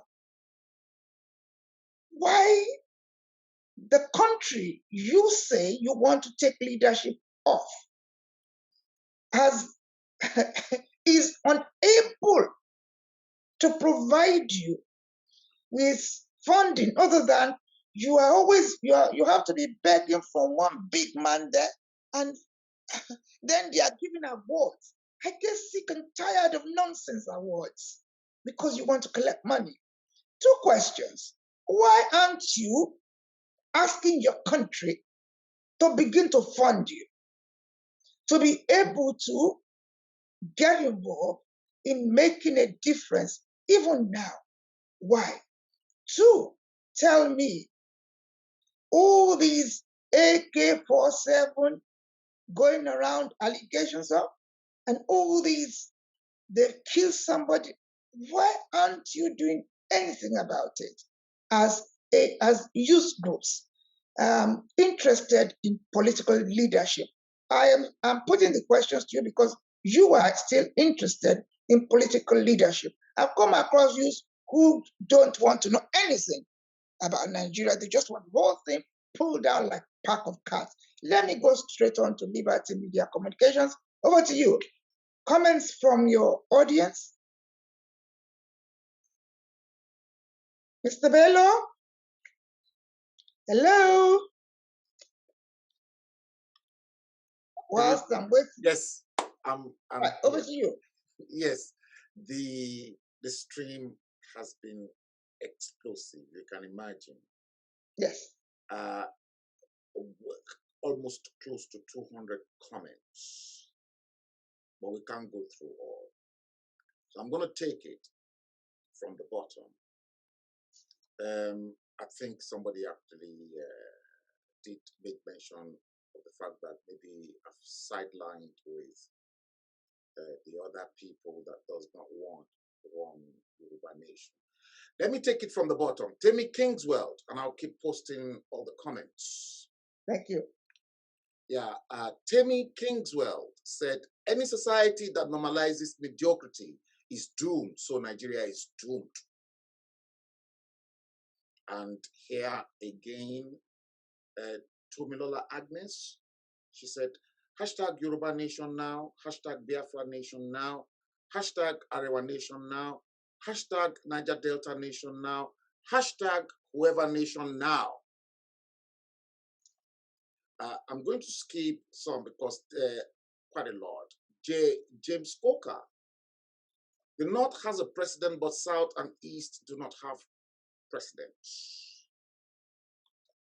Tomilola Agnes, thank you, and no change is coming in this generation whose mentality in and out has been doomed and messed up big time. This one is coming from James Coker. Try it again in location 9. Nigerian army will kill you like NSAS. I think that was referring to Adejoke Adejumo when she was speaking. Let me skip. I'm going to skip quite. Now, this one, Esther Adetong Ewetuga, JP. Certain part of the country, you never change their mindset of this mentality of born to rule. We're fed up. We don't want to be part of this union anymore. It had failed, it had expired, and it had not paid us the benefit. It's only one-sided, and you can't, blah, blah, blah. It goes on and on. Again, let me take this one. Tomilola Agnes, we all, including our able presenters, heard the #1 man saying all the money to fight the insurgents have been shared amongst themselves. So what hope remains for all right-thinking citizens of that location? James Coker said, and I'm posting that, no one Nigeria. So in other words, James Coker does not believe in one Nigeria. Yusuf Adekunle, how can we have good government when we have a slavery satanic constitution? Again, there are so many.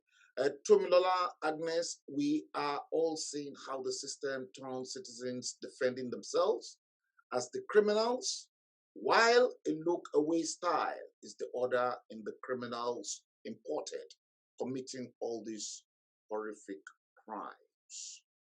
Let me go a little bit right to the top, because I think somebody was actually challenging you as well, Irelu, by saying they know the side of the fence that you are. But that was when I started posting to remind them of the thing that it's all about the youth. Here, let me post this one. Very interesting comment. Ayenu Oni Waraka said, compromised sets of people. That is, everyone on the set today are all compromised. here, Yusuf Adekunle again said earlier on, daydreaming speaker. I don't know which of the speaker. I don't know who was speaking as at that time when Yusufu posted that comment at 17:36:38 seconds. Now, here, loads clamoring for Yoruba Nation now. Ayenio said Yoruba Nation now. Again, here, Yusuf Adekunle said, I don't know why we are like this. That we are contrary to go, we are destined. I think what he was trying to say was we are destined to go our separate ways. So I've just edited that off air. Now here, Ayenio, can you imagine these saboteurs, selfish people? Everyone talked today. He was referring to, because I think many are not particularly happy with what they were hearing. And Esther Adeton Wetugai again. No more election if we need to have peace. End the failed, fake, and fraudulent contraption for peace sake. Yoruba Nation now. Let me go a little bit up so that we can loads of comments. Let me take somebody else that have not taken their comment.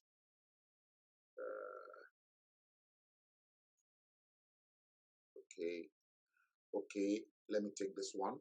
I've not taken this one. Aji Oni, what is happening now is totally different about what you are saying. Please, short English, please. Yoruba Nation, thanks. That person, I think Aji Oni is angry and Aji doesn't want you guys to speak English, but rather speak Yoruba. This one, I think, yes, this was very important. I think I saw this earlier on too. Ayenio said, there's nothing left to do in Nigeria. It is dead. It is finished. And that does not mean we cannot be good neighbors to ourselves. We need our own country. The only solution to Nigeria is disintegration. It is the biggest truth of the century. Nigeria must be perished, and it goes on and on. I've got loads Thank you. At the top, so I'm almost about 100 comments again at the top, and I'll just hand over the mic back to you. Thank you very much indeed, Mr. Bello, Liberty Media Communications. Always wonderful. I'm on this platform. I always remind people I am an English politician. I don't take sides in what is going on in your country. Take that from me today. My role is to enable understanding of what is going on in your country and try and find a solution. Let me say that loud and clear. This platform creates opportunities to enable understanding and reduce misunderstanding. I repeat, I am an English politician. I've been so for years. I don't even have a right to vote in your country. So please, never ask me which side I'm on. I'm for the side of common sense. Back in that country, where I also happen to be an investor. On that note, let me I think I have one interesting comment that's please do. Thank you. Let's quickly take that. It's very, very interesting, Erelu. And I've not seen this person. Maybe somebody must have shared it. Oluwole Adeshina Shokunbi said, Nigeria cannot afford to break. It will lead to the most dangerous human crisis ever seen in the world. All the 36 states do get their fair share of the federal allocation. Over to you, Erelu. Thank you very much. And I think it's important for our viewers, your viewers, to understand that recently a group of Nigerian passport holders in United States of TIV background, they collected signatures and they successfully forwarded it to the Senate of the Federal Republic of Nigeria. And we also that the Vice President made it quite clear that the petition will be of relevance if it were from somebody in Nigeria. But if they are from wherever they are from, they will not read it. So people, stop expecting those of us in the diaspora, especially me, to take sides. I ain't interested. My role is to facilitate understanding and bring peace back to that nation. The only thing I ever take side on is a return back to the ways of my ancient ancestors. And that's not just in wherever I find that there is nonsense. And this platform is not about speaking Yoruba. Please, a lot of those residents in Nigeria where you are, they can hardly string 10 words. And don't tell me to start teaching somebody Yoruba, because there is no Yoruba language. Aebaji Ogbe. If area, the Yoruba you are speaking doesn't belong to us. Let's move on. So, let me see who I am going to go to on this question of, please, why isn't your country funding you? Where are you going to get money? Honestly, I can't understand it. Who is going to address this issue? Why isn't your country funding capacity building, involvement? Why isn't your country doing so? Why? Why do you continue to have to rely on some big men or big women being given, for instance, awards? Who is going to help me? Where are you going to get money from? To be a Nikki Ross said she spent 350,000 naira of her personal money because she wants to represent people. Please help me. If you have no source of any help to facilitate your involvement in making things better, where are you going to get money from?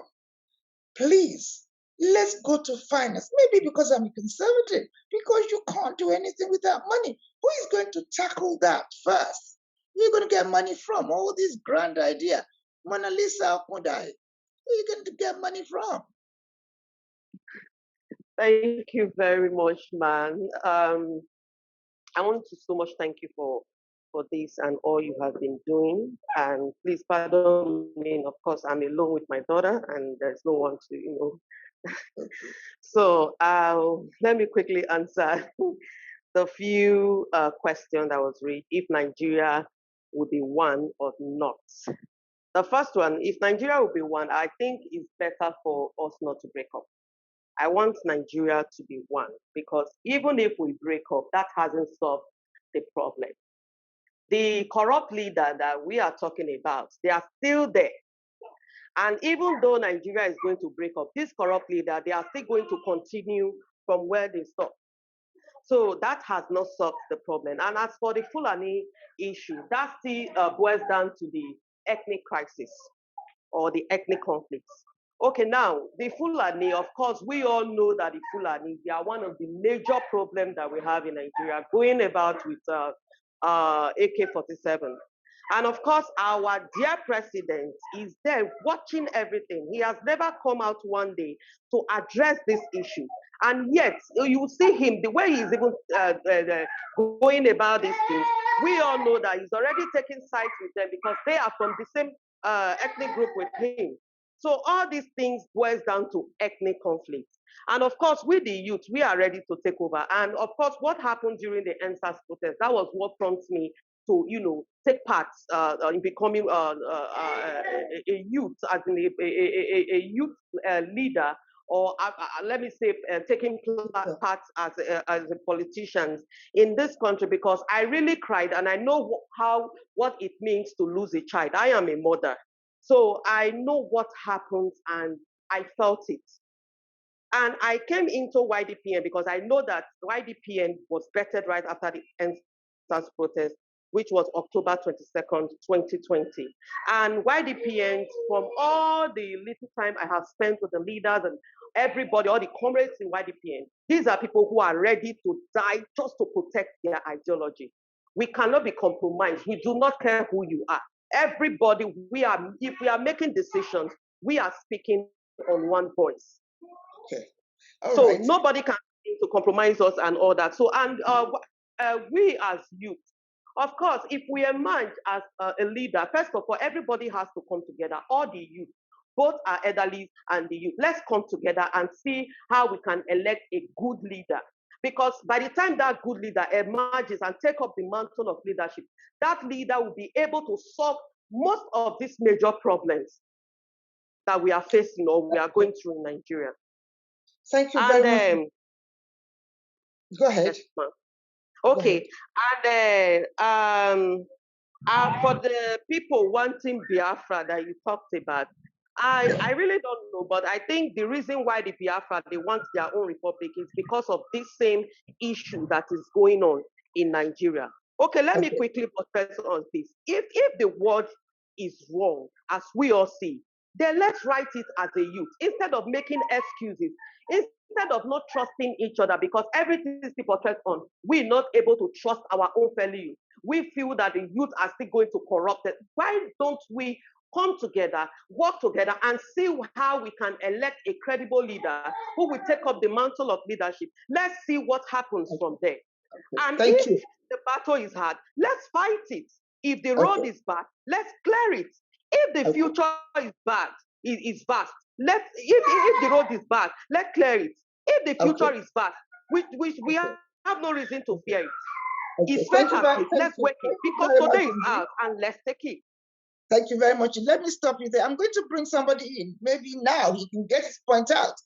I have somebody here who belongs to an organization that is supposed to be enabling corporate social responsibility fund. You know, corporate social responsibility fund means the companies in Nigeria are supposed to be contributing to the development of so many different, in particular young people. Vincent Ubani, what have you got to say to this? I want you to tell me the money from corporate social responsibility fund for youth. I am saying without funds, what are you going to do, young people who want to take up leadership? Over to you.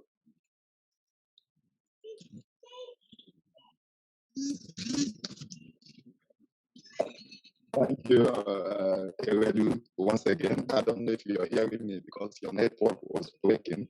Can you hear me? Yes, but I think you have to move. The location you are now is not as good as before. So I think you need to, if you are using headphones, please remove as well. Let's try again. Okay, can you hear me now? No, I think I'll suggest you log out and then you come back in again, maybe clearer. Let me go to somebody. Please log out and come back in. It's not clear. I want to be able to hear you clearly. Shagun Odwala, what about you? Money. Where is it going to come from? Mr. Odwala, where are you? Money. I'd love to come across. Thank you very much, Ma. Yes. Thank you for having me again. Pleasure. Well, the doctor who spoke earlier on, our daddy in the house, like he had made mention earlier on, the population of this country, the youth, makes 60% of the entire population of this country. And if you look at what 60% of the entire population of 200 million citizens is, then you can tell that actually we have the larger number. So therefore, out of no unemployment, out of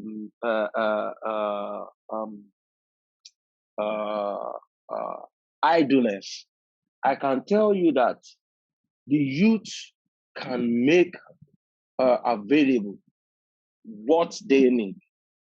In the first place, these current politicians right now, who are at the helms of affairs, who are driving our nation through a dangerous path, when they want to emerge as leader, when they are contesting for election and all, who do they make use of? They make use of the youth. They make use of the youth, they bribe the youth, they send the youth all their dirty jobs. So as for us right now, money is not the first thing. The first thing on the list is sensitization. Sensitization and mobilization. Now, how do we intend to mobilize ourselves without money? I say that when we say that money is not the first on the list, it means that we do not need money before we can, make plans. And when it comes to sensitizing and mobilizing ourselves, actually, we need materials, not money, because we're not looking to go out there and start dashing out money. But we need to be able to convey ourselves to certain locations to express ourselves. We need to make use of the social media that is available to us. We need to visit parks, garages, open outdoor locations where a lot of youths are, where we can disseminate information and be assured that that information disseminated in that place will get to all and sundry.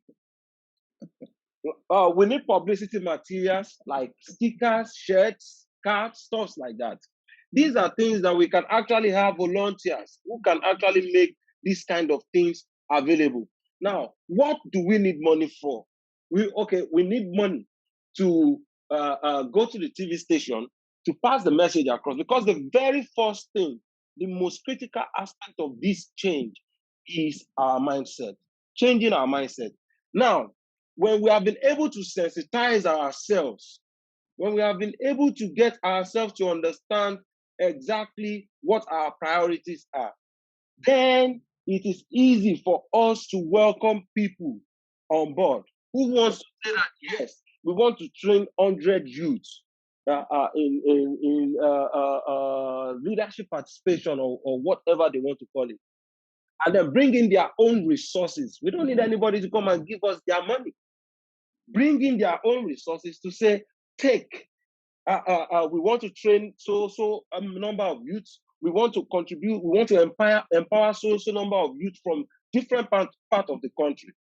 So as for the youth right now, what I am saying is that what we need is not yet money. What we need is reorientation, changing our mindset. When you are hungry for a moment and you are so desperate to get something to eat, you need to be very careful what you are getting, what you are putting into your mouth, because it might just be poison. Thank you very much indeed. Unless you check very well and make sure that you are, as far as you are hungry, as long as you cannot swallow stone just because you are hungry, that should give you a certain level of self-control to know that, yes, if I eat this now, I'm eating the next 4 years, I'm eating the next 8 years. But if I endure with this present hunger within me and do the right thing, I can be rest assured that I will not have to be hungry for the next 4 years. I will not have to be hungry for the next 8 years. So that is my position on funding. Whatever the youth need at this moment, I think the youth can make available for themselves. Thank you very much. Thank you very much for your contribution. I'm going to go to the chat room as far as I'm concerned. Right, let me just read out a few items so that, let's see, okay. Somebody here says, the YPN teams has spoken well and good. To be frank with us all, if YDP or YDPN was registered, it could have been surely a party we should have projected.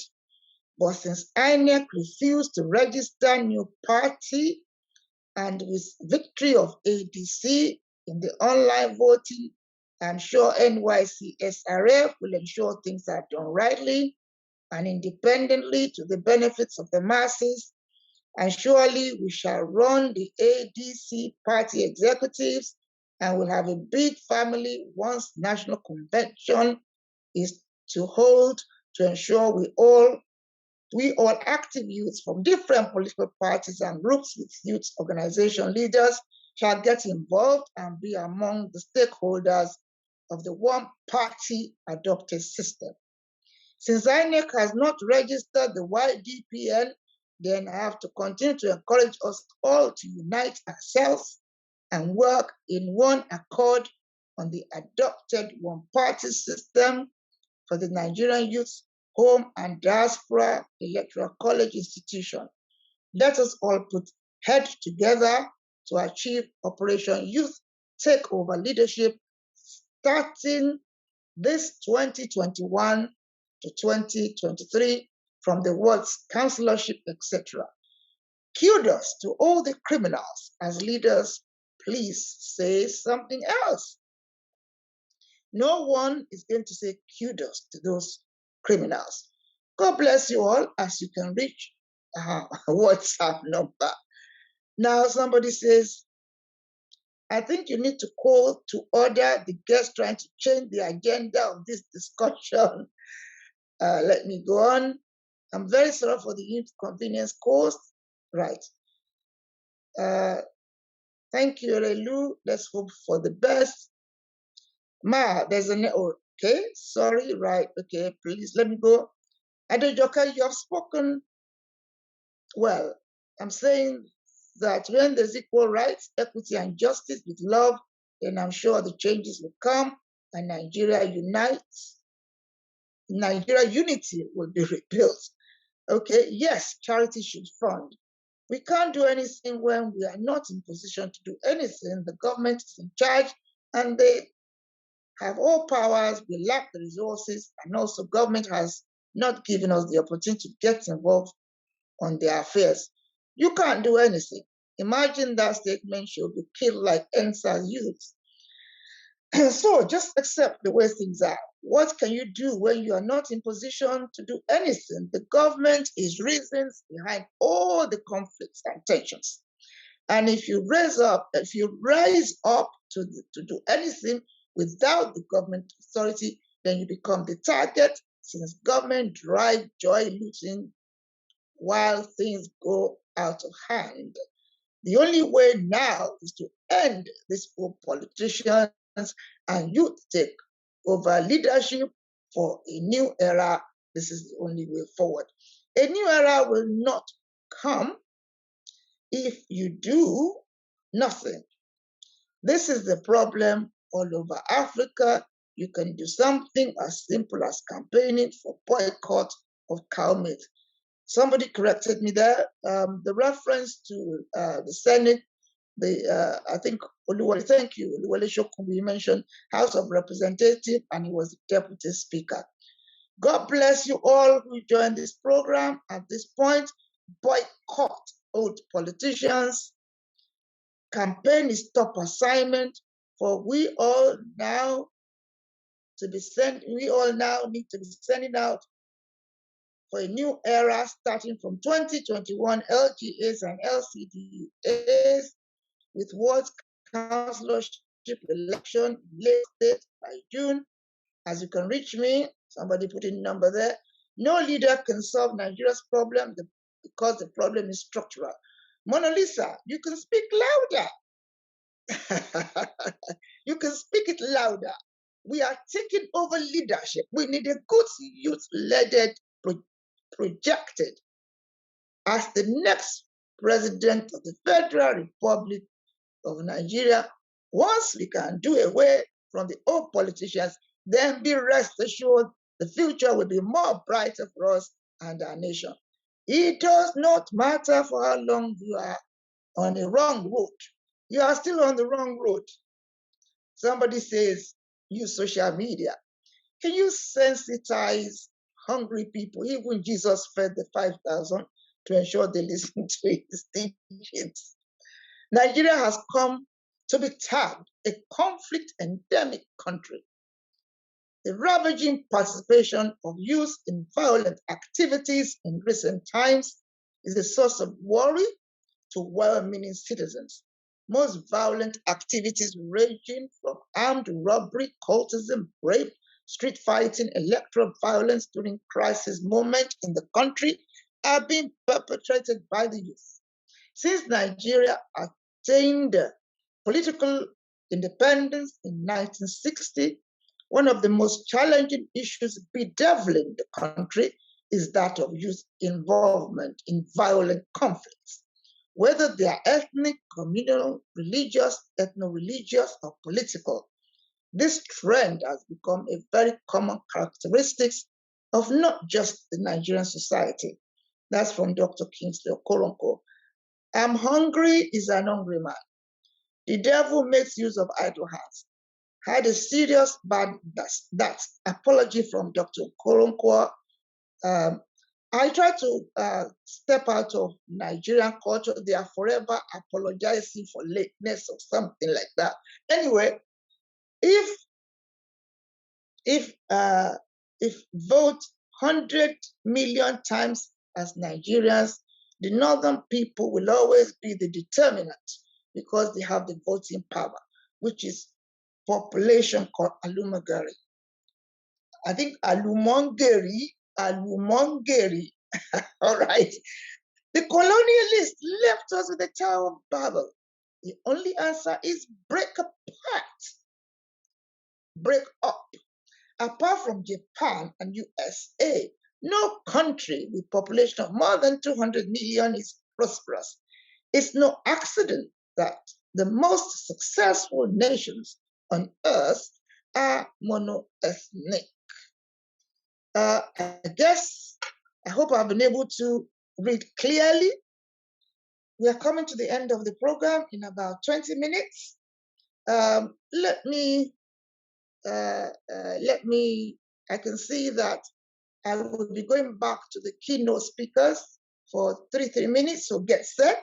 And that's Nikki Raw, Mona Lisa, Shegun Oduola, and I don't know if Prince Oluko, is still with us. But let me look in the Zoom area. Anyone who hasn't said a word, wanting to express opinion, I've got Afolabi here, didn't say anything. Adelami K. Those two. Anything to say? Adelami K. Are you there? Yes, Eredu, thank you very much. All protocols observed. My only take is that when the youth want to take over, they should put on their thinking caps and not behave like their elders. Because I'm sure our politicians and leaders in the 60s never thought Nigeria would be like this. So that's all I need to say. Thank you very much indeed. And whilst I will be going to others, Dr. Oni, I'm going to give you 5 minutes towards the end to please give focused recommendations. Thank you for joining me. I think throughout the program it's been acknowledged that it is important for the older generation to provide guidance.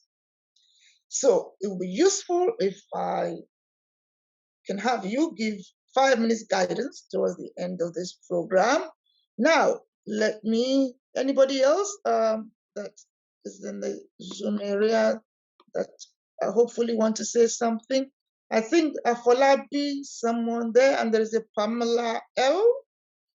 Afolabi, Pamela L. Want to say anything before I go to the guest speakers for their closing remarks. Afolabi, Pamela L, not there. Okay, let me then go straight on to Comrade B. Your final, oh, I think somebody's raising their hand. Who's that? Let's have a look. Please apologize. Let me see who's raising the hand there. Quite a few there, but yes, I can see. Look, let me go now. The final thoughts. Comrade B, your final thoughts. Thank you, Ma. I would like to still say my apology because the network here in Maiduguri is very, very bad. I couldn't present my paper. I was just on introduction and the network just went off completely. Well, So can honestly, I stop you there? Don't use time apologizing. Go straight into the paper you've got now that we get the opportunity. I don't mind. Over to you. I'm totally in the darkness now, Mommy. I wow. just try to manage you. Totally in darkness because we are over 90 days today. We don't have electricity in Maiduguri. I don't know if Maiduguri is part of Nigeria. The Boko Haram insurgents, bombed down the tours. We don't have electricity, honestly. And the government is doing nothing. So I wanted to present it in my paper, and now I'm totally in darkness in my room. There is no light for me to say much. But well, there will be another opportunity. But you've listened. You've listened to contributions from others. Do you want to spend a couple of minutes reflecting on that? No, I just came in, Ma. I just came in, and the network was not even so clear for me to hear what is going on here. Okay, don't worry. I will be bringing you back in due course. Hopefully, Maiduguri will be luckier than today. We need your prayers. Let me go straight on to Nikki Raw. You got 3 minutes. Final thoughts. Mona Lisa, get ready. Okay. Nikki, over to you. Your final thoughts for tonight.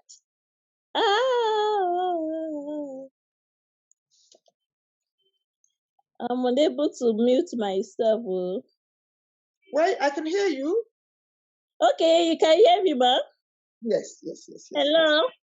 I can hear you. I can hear you. I can hear you. We can hear you. Okay.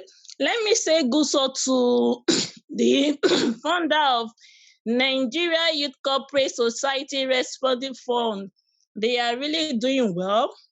I give guso to them because they are really making the youth to take over in Lagos, the hardest state so far, which I've never seen any political party taking over.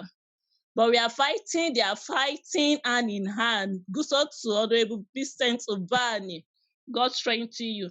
And back again to what will become of us, the youths, if we finally taking over the power, the leadership from the old people.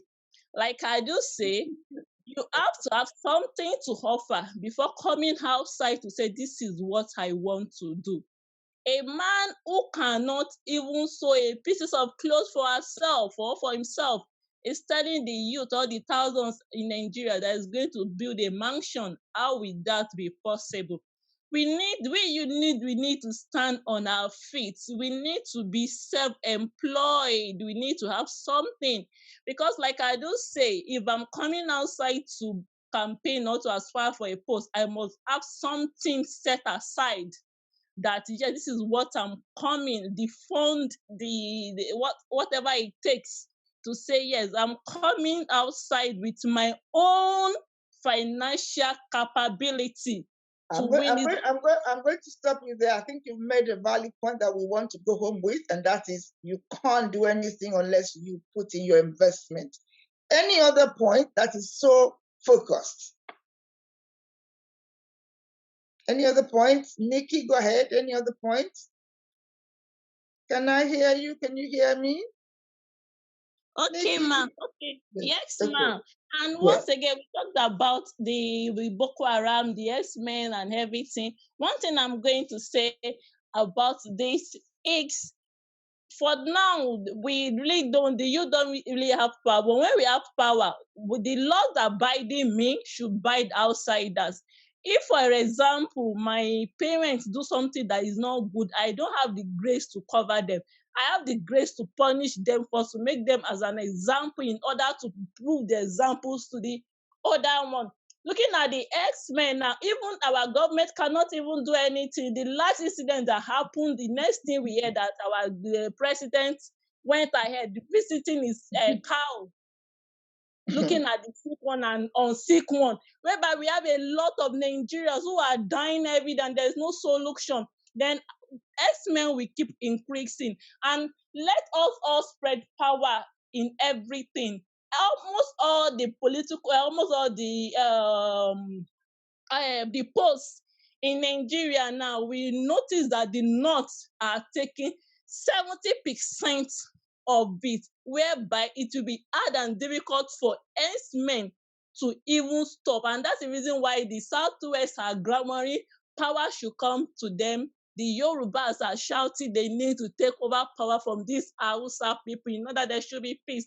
So one thing I'm going to say, the law that is going to govern me, that is going to govern my person, should govern another person. There should not be any power superseding anything. Because in Nigeria, they said nobody is above the law, but it's a total lie. If we can stick to our opinion that nobody is above the law, even though my husband or my kid has done something wrong, I should have the power to punish him in order to serve it as an example to those who worship, so that they will not repeat the Thank same you very mistake. much indeed. Thank you, Nikki. I think I'm going to stop you there.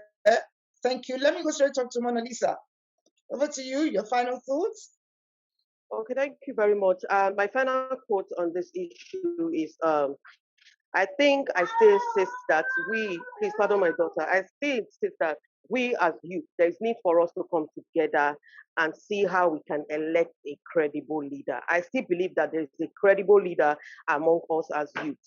Now, because of what is happening in the North and all over, of course, the president is silent because the people that is perpetrating this evil, they are from the same ethnic group as his. Of course, he is taking sides from them. He is not doing anything because he's already working against Nigeria as we speak. So if we do not address good leadership in Nigeria, all these problems are still going to continue. Even if we break up, it's still going to continue. So let's focus on how the youth and even our leaders, how we all can come together and see how we can work together to elect a credible, leaders in this country. That is my own point. Thank you very much indeed. Prince Olukoya, are you still there? Prince, are you still there? I think he seems to be out. I think right now, the only person I would want to bring in is, of course, Honorable Vincent Ubani, are you back? Are you back?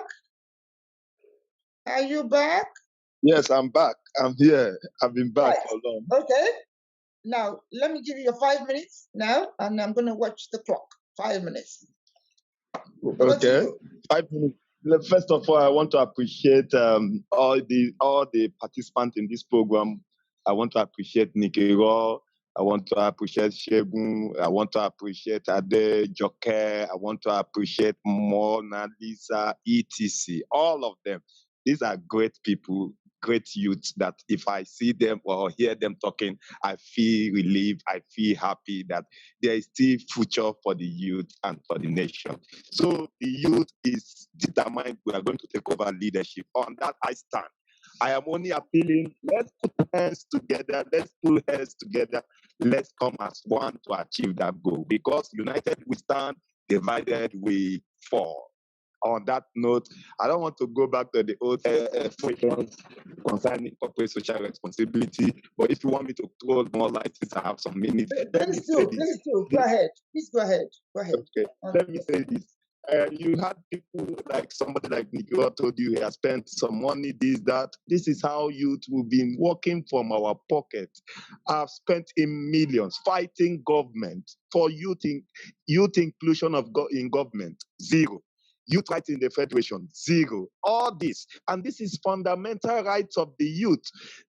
I fought with the CBN, with the federal government for years, for the money, corporate social responsibility that has been in the CBN coming in from companies. At the end of the day, the federal government, out of my pressure, released 75 billion. Immediately the money was released, it was channeled through the Ministry of Youth Development. The Minister of Youth Development and the stakeholders, they tagged the money as Youth Investment Fund. Or investment. Before you know it, it becomes loan. Before you know it, as I speak with you, this money has been released for a long time, but I have not seen one out of millions of people that I am accessible to who has said, I have received this investment loan fund for youth. It has been story upon story. And I know already that that money is gone. It's already gone. And this is the problem we are facing. And you cannot do anything because you're not in control. As long as you're not in control, as long as you're not in the government, you have nothing to say. This is why I have come to a final conclusion that the only solution to end all the problems surrounding Nigeria is to say no to old politicians, say no to PDP, say no to APC. These two parties is the house where all these old criminals, I call them criminals, sorry if it is a very harsh word to use, but this is the only thing they are. They are just here to loot our resources, to loot our money, take it out to many countries to develop this country. Why Nigeria we are suffering, dying, no light, no electricity, no dog, no nothing. Please, all the youth should just wake up to understand that the only solution we have is youth put your heads together and constitute a new government and take over leadership for a new era. Let's end the old era. Let's try a new era first. If we try for 60 years, if it didn't work then, let's come back to the table again on the way forward. But I believe with the new era, with the young people that I've seen like Monisa, Nikki, Shegun, and many of them out there, I can be categorically clear that Nigeria is going to become a great nation back. Thank you very much, Erelutuashe, once again for your program. I enjoy following this program. God bless you. Amen. Thank you very much indeed. Now, over to Segun Oduola again. And I think I'm also going to try and go to Scotland and bring in, I think it's Mr. Shokunbi from Scotland. I'll give you 3 minutes, Mr. Shokunbi, to again share your thoughts. I don't want to hear your experiences. I want you to talk about having listened. Oh, it's not there now.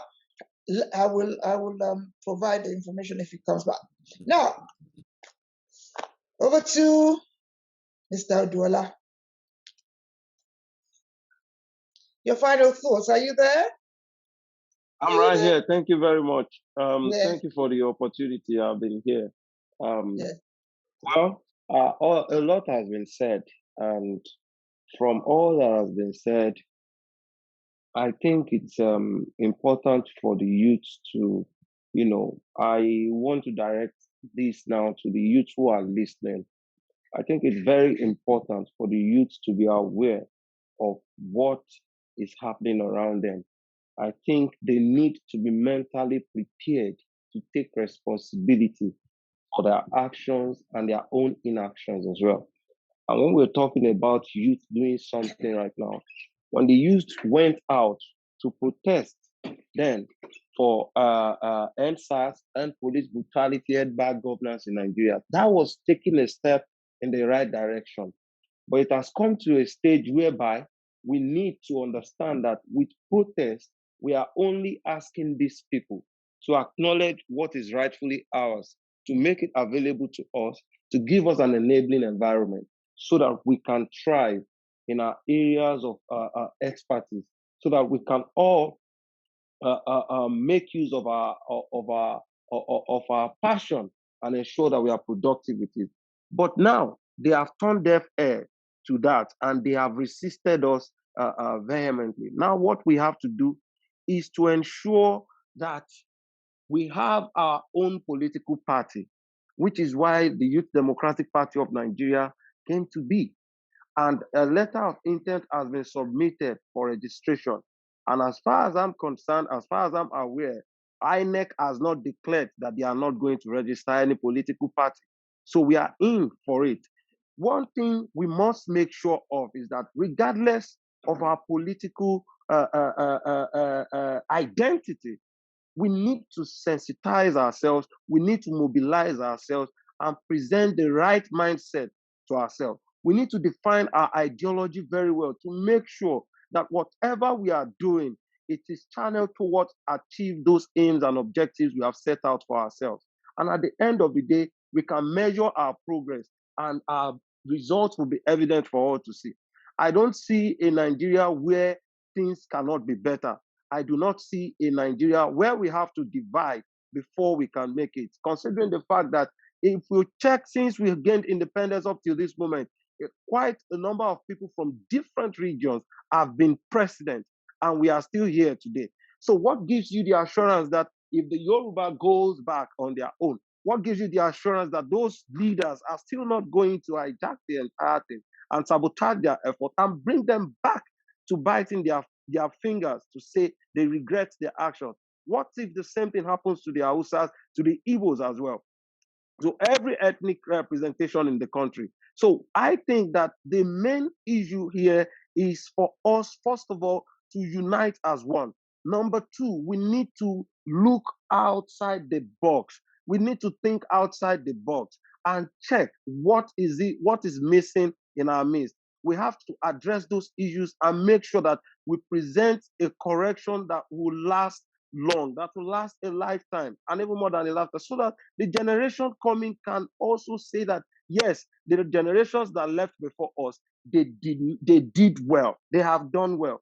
So until the youth come and build this political party together, define their ideology, and are mentally prepared. It is very important for us to be mentally prepared, because our efforts are going to try to sabotage our efforts. They are going to try to hijack the entire process, just like the way they tried to hijack the NSAS protest in the first place before finally opening fire on peaceful protesters. We need to be mentally prepared and know that they might not bring the guns now. They are going to send youths like us. They are going to set up groups. They are going to try to infiltrate us. So we need to be prepared and remain resolute. We need to ensure that Godfatherism, we say no to Godfatherism, because that is the exact way for you to be misled. You don't know what the values of those, what values those Godfathers are upholding. You don't know what their mindset are. You don't know what they believe in. But what you do know is what you believe in. What you do know is what you want to see in a country you call your own. And how to achieve that is what you should focus on. So thank you very much. I hope that I've been able to, pass my message across to all the youth out there. Go and identify yourself with a youth political party. I recommend Youth Democratic Party of Nigeria. We are going to get registered against all odds. Even if we have to come under another name, we are going to get registered. INEC has the responsibility of registering any political party according to the Constitution of the Federal Republic of Nigeria. So saying that INEC would not register political party is actually wrong, because they are saddled, they are mandated, they are obligated to do so as long as you meet up with the requirement. So what we have to do to meet up with the requirements are the things we are supposed to focus on at the moment, unless we are only fooling ourselves. Until we have a political party, until we have a total reform of the political system that we have in Nigeria right now, I don't think we can have a good governance. The democracy will not have its day in our country. So it is important for us to have a whole new political party that will bring about a new political system that is not going to be replicating what the previous ones have done, but bringing new system, introducing new system, new approach, so that at the end of the day, we can have a political system that does not harbor any kind of corruption activities and other devices that is sitting up our society. So if we want to deal with the problem, like I always say, we have to go to the foundation of the problem, correct it, and then we are set to have a different result. Thank you very much. Good night. Thank you very much indeed. Now, I'm going to, Doctor, my apology. I'm going to bring these 3 hands I can see here. I don't want the young people to go away and feel, well, first I've got Pamela L. Then after that is Oluwaseun Oguniyi. Then, my Scottish friend. I shall allow him some time. And then, of course, it will be your good self, Dr. Oni. So, Pamela L., over to you. Thank you Pamela very L. much. Thank you very much, Erelu. I'm speaking from the Republic of Ireland, but of course, I'm a Nigerian, and we all know what's happening over there. I'll take a leaf from what the last speaker had just said about them trying to register a party and INEC not registering or not saying if they will or not. That is where we need to start from. People need to be aware of what their rights are or what should be done. And if they refuse to do it, then you hold them accountable. They cannot just say they won't register you if you have met all the requirements. So down to what one other speaker mentioned about the number of local governments, number of chairmen and all of that, from the grassroots, awareness needs to be created. If everybody knows their rights, nobody can stumble against you. We all stand together and say, this is our right to do this, and we hold people accountable. I choose to think the stories we heard are not true, where somebody will come out and say, snake swallowed money, elephant swallowed money, this one swallowed money. And we've not heard anything happen to those people. That is not, I choose to believe it's a lie that nobody said that. Because if I accept that was really said, I will be an antidepressant in the country where I live. But really, we need to start holding these leaders accountable. And another thing to point out, let's not be deceived that there are no corrupt youths. The youth can still come in and do exactly what these ones are doing. If they think they will get away with it, and if they think there's no accountability, you need to be accountable. Then they will check you. Example, Trump. He was impeached, it didn't happen. Second time, even after he's left the party, he was still impeached. That will check 1 or 2 crazy people who want to try that rubbish. But in Nigeria, there's no check for anybody. You can go in and do as you choose and nothing happens. So we just need to know our rights, and hold people accountable and know where we stand. Thank you. Delighted to have my Irish friend join me. I'm feeling quite United Kingdom now. Okay, let me go straight on to Oluwaseun Oguniyi. Over to you. Yeah, I appreciate everyone. Concerning this issue, almost the same thing the last speaker said. In higher institution, for an example, I think an old woman cannot come and lead in higher institution. We have many SUG presidents that squandered the fund of the student union government. They are all youth. The main thing is that we need to tackle everything from the source. We need check and balancing. If you just say, okay, Nigeria is bad, what is the cause of all these menace? Are those people who are in power now, haven't they been youth before? They have been youth. They spend their youthful stage as a good citizen. What changed then? Why the change? That's what should be tackled first. Someone who is a youth, doing well in his school and graduated and become a leader as a president or governor in a state, and just change. Someone like what's it called? This man, labor union man from Edo State. I used to forget his name. Oshomole has been a very great activist in Nigeria. Look at him now. Has he been doing well like he used to do? So what's the cause of all these things? Is it our lineage? Is it, we need to know the source of all these problems first before anything can be rectified. Imagine, I used to imagine it, if we say this one is not good and we choose another one, what gives us the boldness or courage that the other one we are selecting will be better? If we say PDP, APC, AMPP, all those parties are not good, and we are going for another democracy in Nigeria, are those people who are in those parties, those spoiled brats, are they not going to join us without us knowing? How are we going to stand them out? If Tinubu is bad, if Segun Oni is bad, if Obasanjo is bad, does it mean that when their son or their children grows up and try to join us, we will say because their father is bad and we will not allow them? So how do we curb all these kind of things in our midst, even if we are setting up a new party?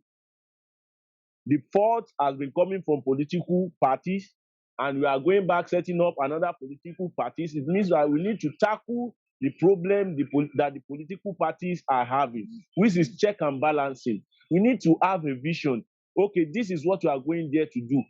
If that person goes there, he will change it, just like Ambode and Tinubu. They will change it to godfatherism and all those things. How is all these things happening? Why is it not working in our country like other countries? So please, I will urge every one of us to make that our own assignment now, because I've been thinking about it.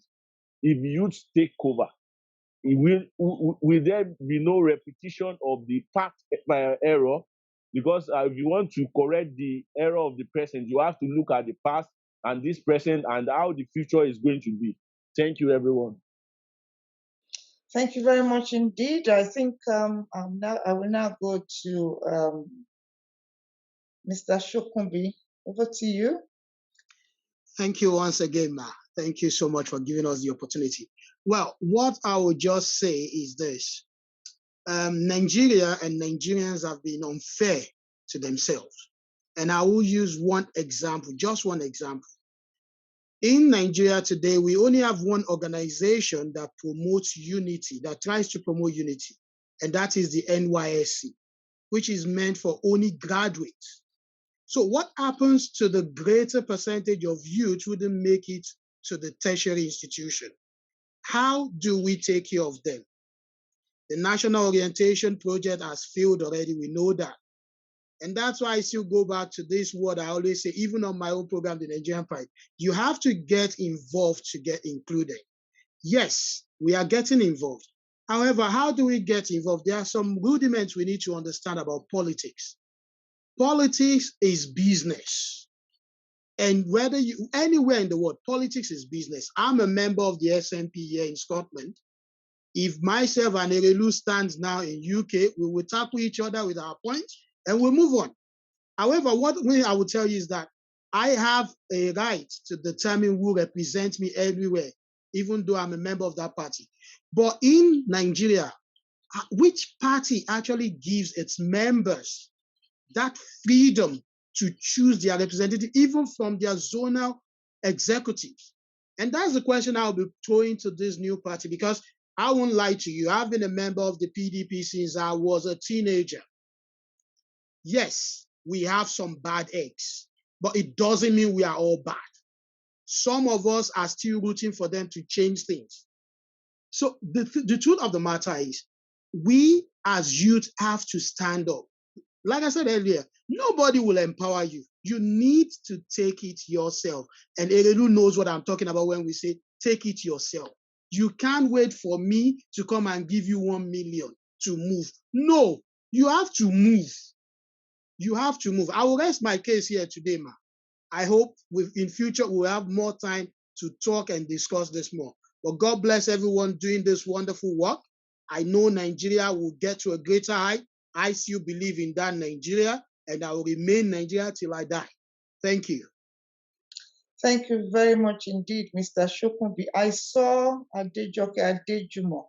I don't want any of you young people going away to say, I want old woman did not let you speak. Oh, Adejoke Adejumo, did I see you raise your hand, please? Yes, I did. Yes, I did. Yes, I really want to appreciate this event for bringing us together to discuss the way forward. It's really needed at this time because of the Ula Balus going on everywhere. But still, I can see some things going on in the chat. I just want to calm the situation and let every youth listening to me every youth listening to me at the moment to know that every discussions we have done today, we are all thinking this. For me, we are all looking towards the same goal. We are all reaching out for the same thing, that we want a better Nigeria where the son of no man, where the daughter of no one man can become somebody without knowing anybody in the government or wherever. They are capable of doing something. So please, let's all work together. Either you are in YDPN or you are in the other party, or you are in PDP, you are in APC. Please have that mindset that it can be a change that is needed for Nigeria. And I pray that the new Nigeria that we all seek to have will happen in our generation. Thank you, everybody, for having me, and do have a nice day. Bye-bye. Thank you very much indeed, Mr. Bello. I'm going to come back to you just in case, in your own personal rights, you have points of view. But let me go to Dr. Oni, and I'm going to sit quietly and listen to you do what you need to do on behalf of all the old people, we young people. If I'm not one of you. Over to you, Dr. Oni. Please go ahead. Thank you very much indeed. Yes. Now, as I said earlier, 60% of the population is under the age of 25. And really, what I would suggest is that the youth use this power. Find a way of using this power. There are one or two things that struck me as the discussions went on today. And what I'm going to say is I'm not criticizing anyone. I'm just sort of putting ideas out there for people to look at. The first thing that I will suggest for our young people is that they need to educate themselves about our history, about the history of Nigeria, and about the history of the Yoruba. I know it's very difficult to find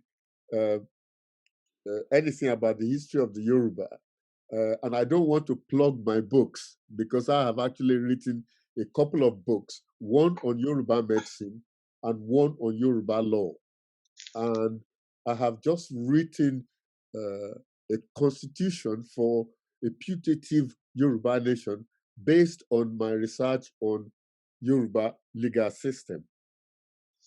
And the reason why I say you need to know a little bit about Nigeria is this, that when the British left, they left us with 50% of the population. They rigged the census, so 50% of the population was in the north, and the landmass in the north was 3 times the size of the south, which meant that everything was so loaded that the structure was so biased that it's very difficult, it's almost impossible for anything really to change in Nigeria. The other thing other point I need to make before I go on to say what I think you should do is about the European or the American style of government. It doesn't suit us in Africa. There's nowhere in Africa where this system of government works. And the reason is simple, is that because it is based on parties, on political parties, and the allegiance of the politician is to the party. It's not to the country, it's to the party.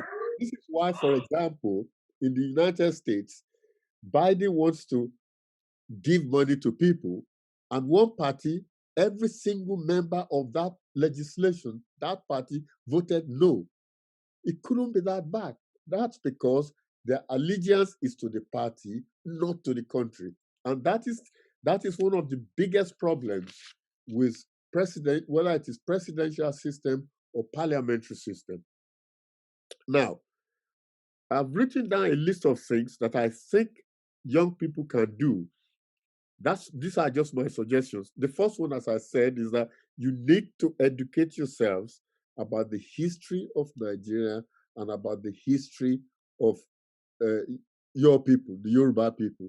Because until you understand the fundamental history, you really cannot provide a solution. So that's the first thing that I would suggest. And I would then go on to say that once you've educated yourself, once you know your history, you know your people's history, it is then possible for you to then educate your own people as well, in the sense that the biggest thing that the youth can do is to change the mindset of our people. I mean, because if you look at it, everybody's talking about politicals. How many people, what's the percentage of the electorate that actually voted for Buhari? In fact, the other day I was looking at it, the Ondo governor received 15% of the votes and became a governor. So the idea that what you do is you need to let people know, one, that they have the power and how they can use that power. The second thing that is simple is that you can start to learn about boycotting things. As I said earlier, you could boycott cow meat. You could tell everybody, or you could campaign to boycott cow meat, even if that's all you do. Because what that means is that there will be no excuse for herders to come south. If you don't eat the cow, where is it going to go? The next thing that I would suggest is that you boycott the next election. You make sure that is you campaign for the next election to be boycotted. If, for example, nobody voted in, say, Yoruba land for any candidate for presidency, that presidency cannot be legitimate. And if they did the same in the Southeast or South or whatever it is they call it, that's the same thing. The final thing that I would suggest is this, that you need to learn to make your voices heard. The EndSARS was a very good example. I know it ended in tragedy, but in fact, it is the EndSARS that has motivated me to be involved in all this. Before EndSARS, before last October, I was never interested in what was happening in Nigeria. Even though I am a chief in Nigeria, I was never interested. It never interested me. But the EndSARS changed everything for me. And since then, I have to confess, I have been campaigning for self-determination for the Yorubas. So what I'm saying is this, that you can make your voices heard both internally and externally. This is what I call megaphone revolution, in the sense that if you make enough noise, people will hear you. And really, those are really the points that I have for what the youth can do now. Not what they can do in the future, but what they can do today as we are here. I hope I've been of help. Thank you very much. Thank you very much indeed, Dr. Oni, for your time again. Over to you. Do you have anything to say, Mr. Bello, before I round off? Yes, I think there were some other comments that actually came in. Yes. I think in Dr. Oni's style, yes, James Coker, who's been a fantastic critic of the show today, thanked Dr. Oni. Thank you, sir, for that summation of yours.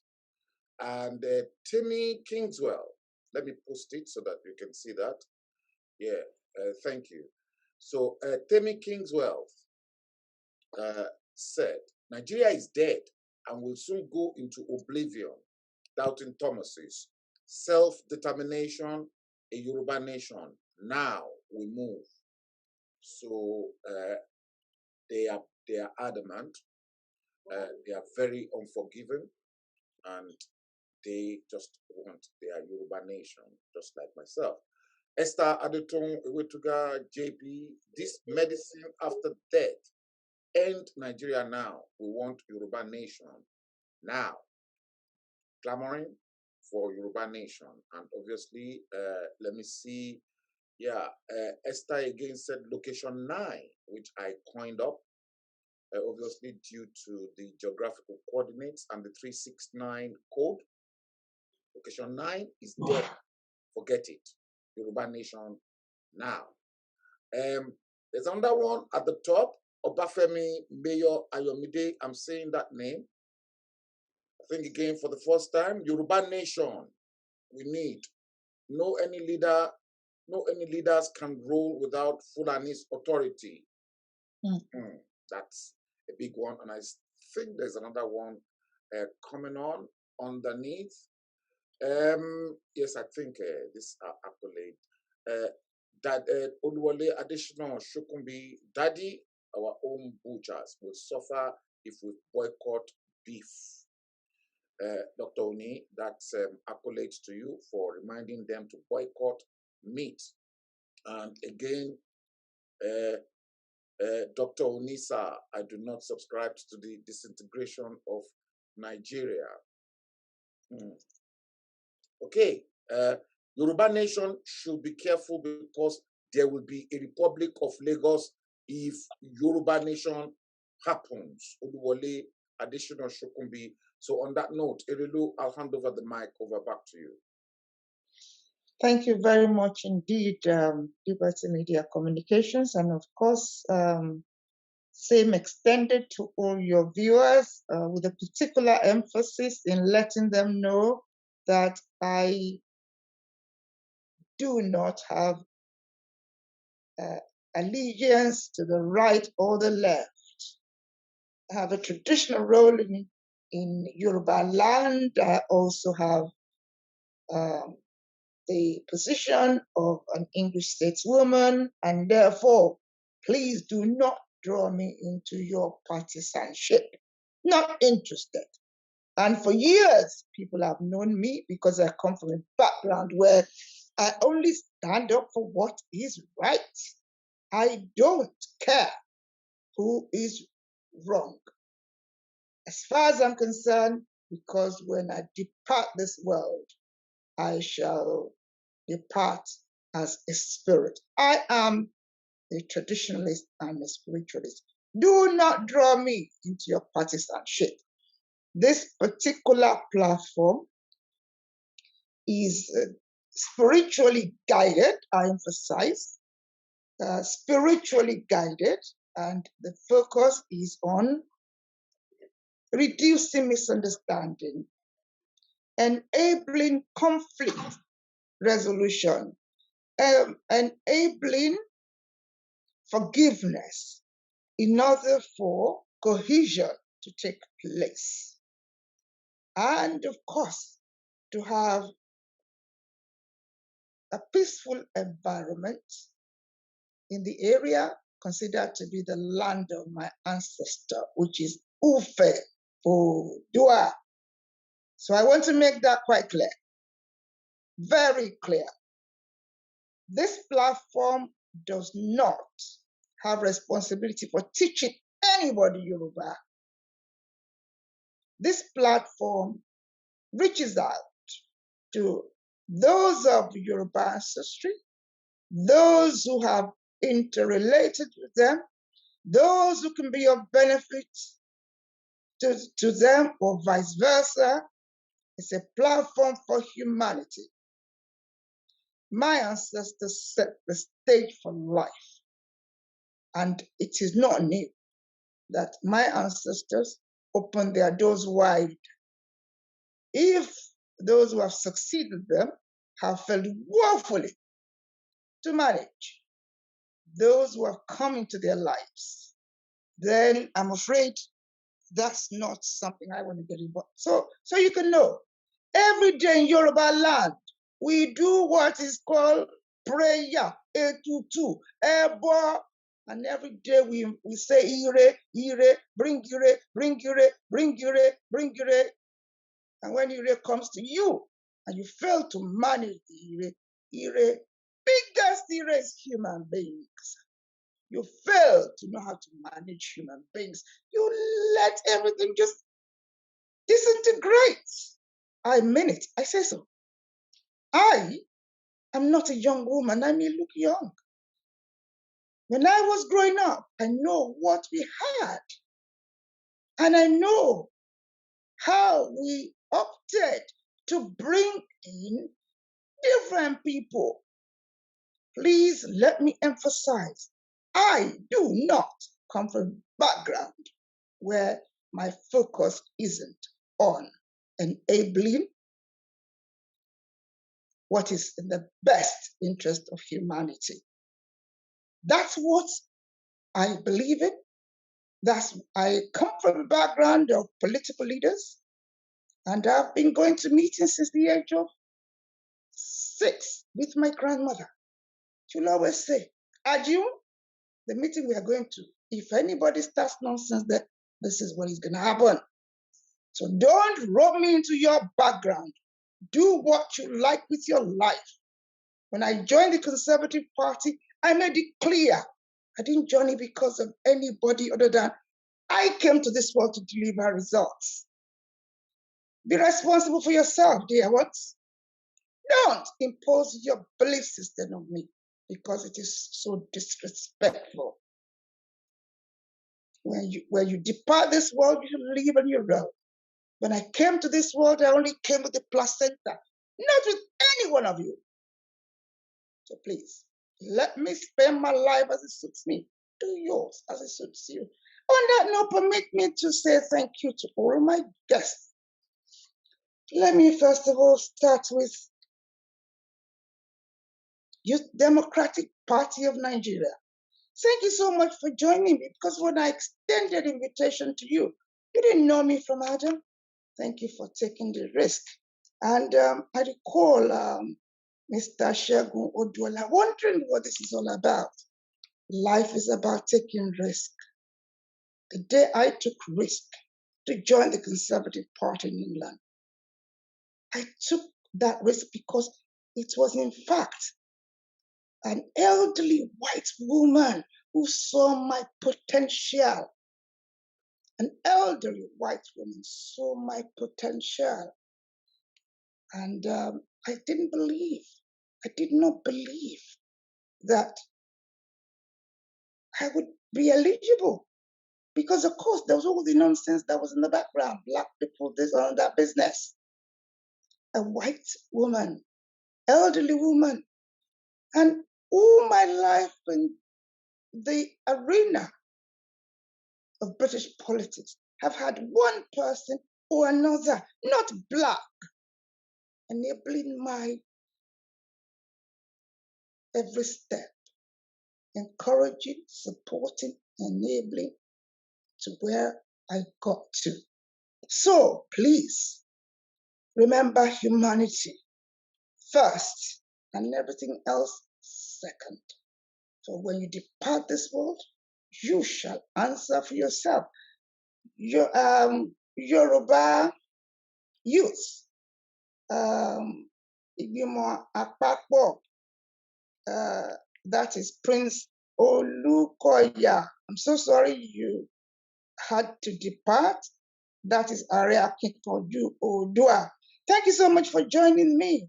Delighted you've been able to spend some time out. We also have somebody else from Yoruba Council of Youth Worldwide, and that's Honorable Honorable Sunday Adeboale, who was once in political leadership. Honorable Sunday Adeboale, thank you very much, from Yoruba Youth Council Worldwide. I wish you success in advance of your forthcoming Omoluabi Festival. Let me go back to Youth Democratic Party of Nigeria. I decided to do that detour because I can see that there's been bantering, shall we say, going on in the chat room. Honorable Vincent Ubani, please, you really need to understand one thing. The Youth Democratic Party of Nigeria, YDPN, they have a right to be courted by you or to refuse your courtship. So imagine you're a man chasing after them and they happen to be female. You can keep chasing after them, but you may have to choose the right methodology to be able to enter into some form of courtship with them. However, I think it's been said on this platform, yes, it's been said on this platform that one hand cannot clap, but two hands shall make a big difference. So I hope there'll be collaboration. I don't believe in unity. I believe in collaboration. I'm sure there will be collaboration, and I hope you will be able to. Please mute yourself, whoever is that. Please mute yourself if you happen to be on mute. Thank you. I pray and hope collaboration will exist between you. So again, Segun Oduola, thank you so much for joining me today. Comrade Mona Lisa Okundaye from YDPN, thank you for joining me. Adejoke Adejumo, thank you very much for joining me today. Delighted to have the three of you. Permit me to wish you tremendous success in your quest to have a party, a political party by youth, for youth. Stand firm. Stand firm. It's never easy if you believe having a party by youth, for youth, to achieve youth takeover is what is in your best interest. Be firm. You will find people approaching you. Also be amenable. I wish you success. And who knows? I see one of you elected if Nigeria remains one. Let me go straight on to Comrade Nikki Shoro. Thank you.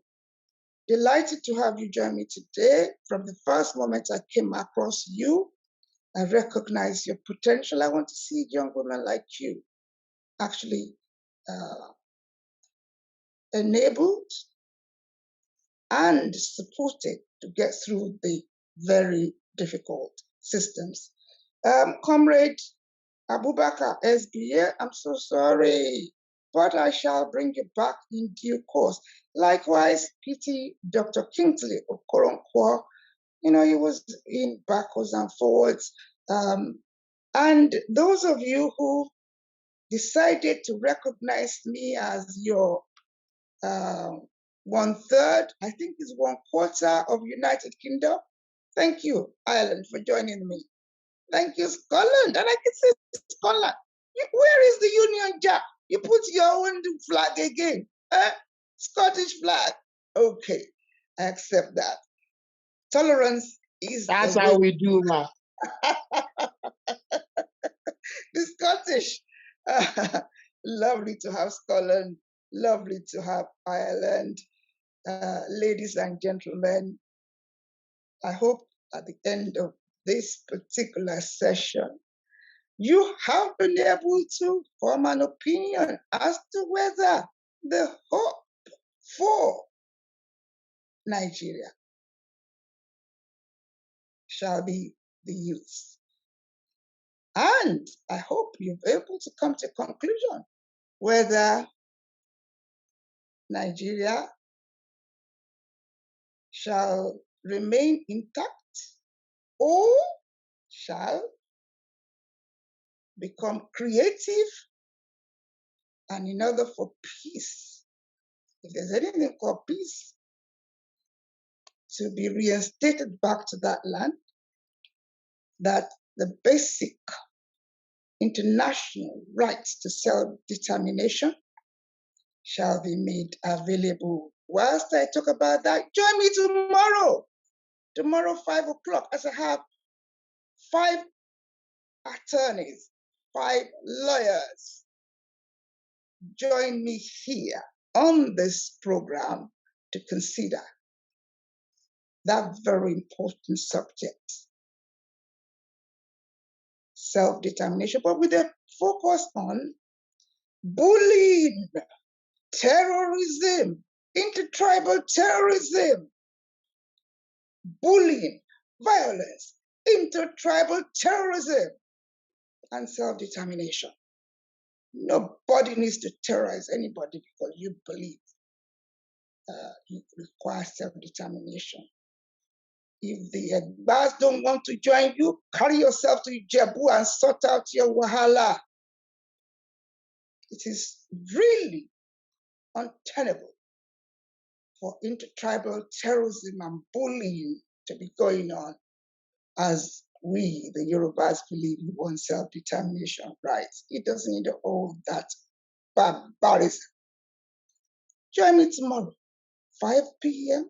for 5:30 Nigerian and UK time, when competent people will address those issues as tabled. On that note, to all my young people, a gigantic thank you to you all. I repeat, be focused. You can do it.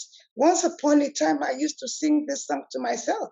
I think I can, I've got to reach the top.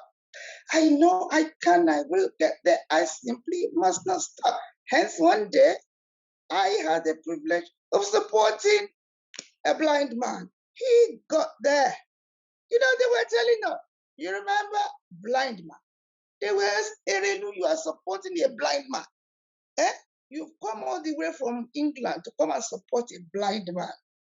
My dear, he got there. You shall, by the special grace of Almighty, the creator of all that is living and all that isn't. So to you all, I, Erelu Toashe, say to the viewers out there, thank you for joining me. I look forward to your company in due course. Thank you. And to my guests, once again, thank you for being here, without forgetting Dr. Shola Uni, the Bashigun of Ijebu-Ijesha. Thank you always for being here, enabling, supporting, and facilitating a way forward for a future of a nation best for now called the Federal Republic of Nigeria. To you all, I say good night. Good night, everybody. Thank you very much for joining me. Good night. Good night. Thank you. Thank you very much indeed. Yes. Good night. All the very best. Good night. Good night. Thank you very much indeed for joining me. Thank you. Very good night. I'm going to end. Let's see. Thank you. I think I am seeing people. Thank you very much indeed. Thank you for joining me. Good night. Good night. Thank you very much. Thank you. Thank you. The line isn't good. Thank you very much indeed. Mrs. Bakare, thank you for joining me. I know you joined me late. Thank you very much. Thank you. Honorable Vincent, thank you very much. Thank you very much indeed. Thank you, thank you, thank you, thank you.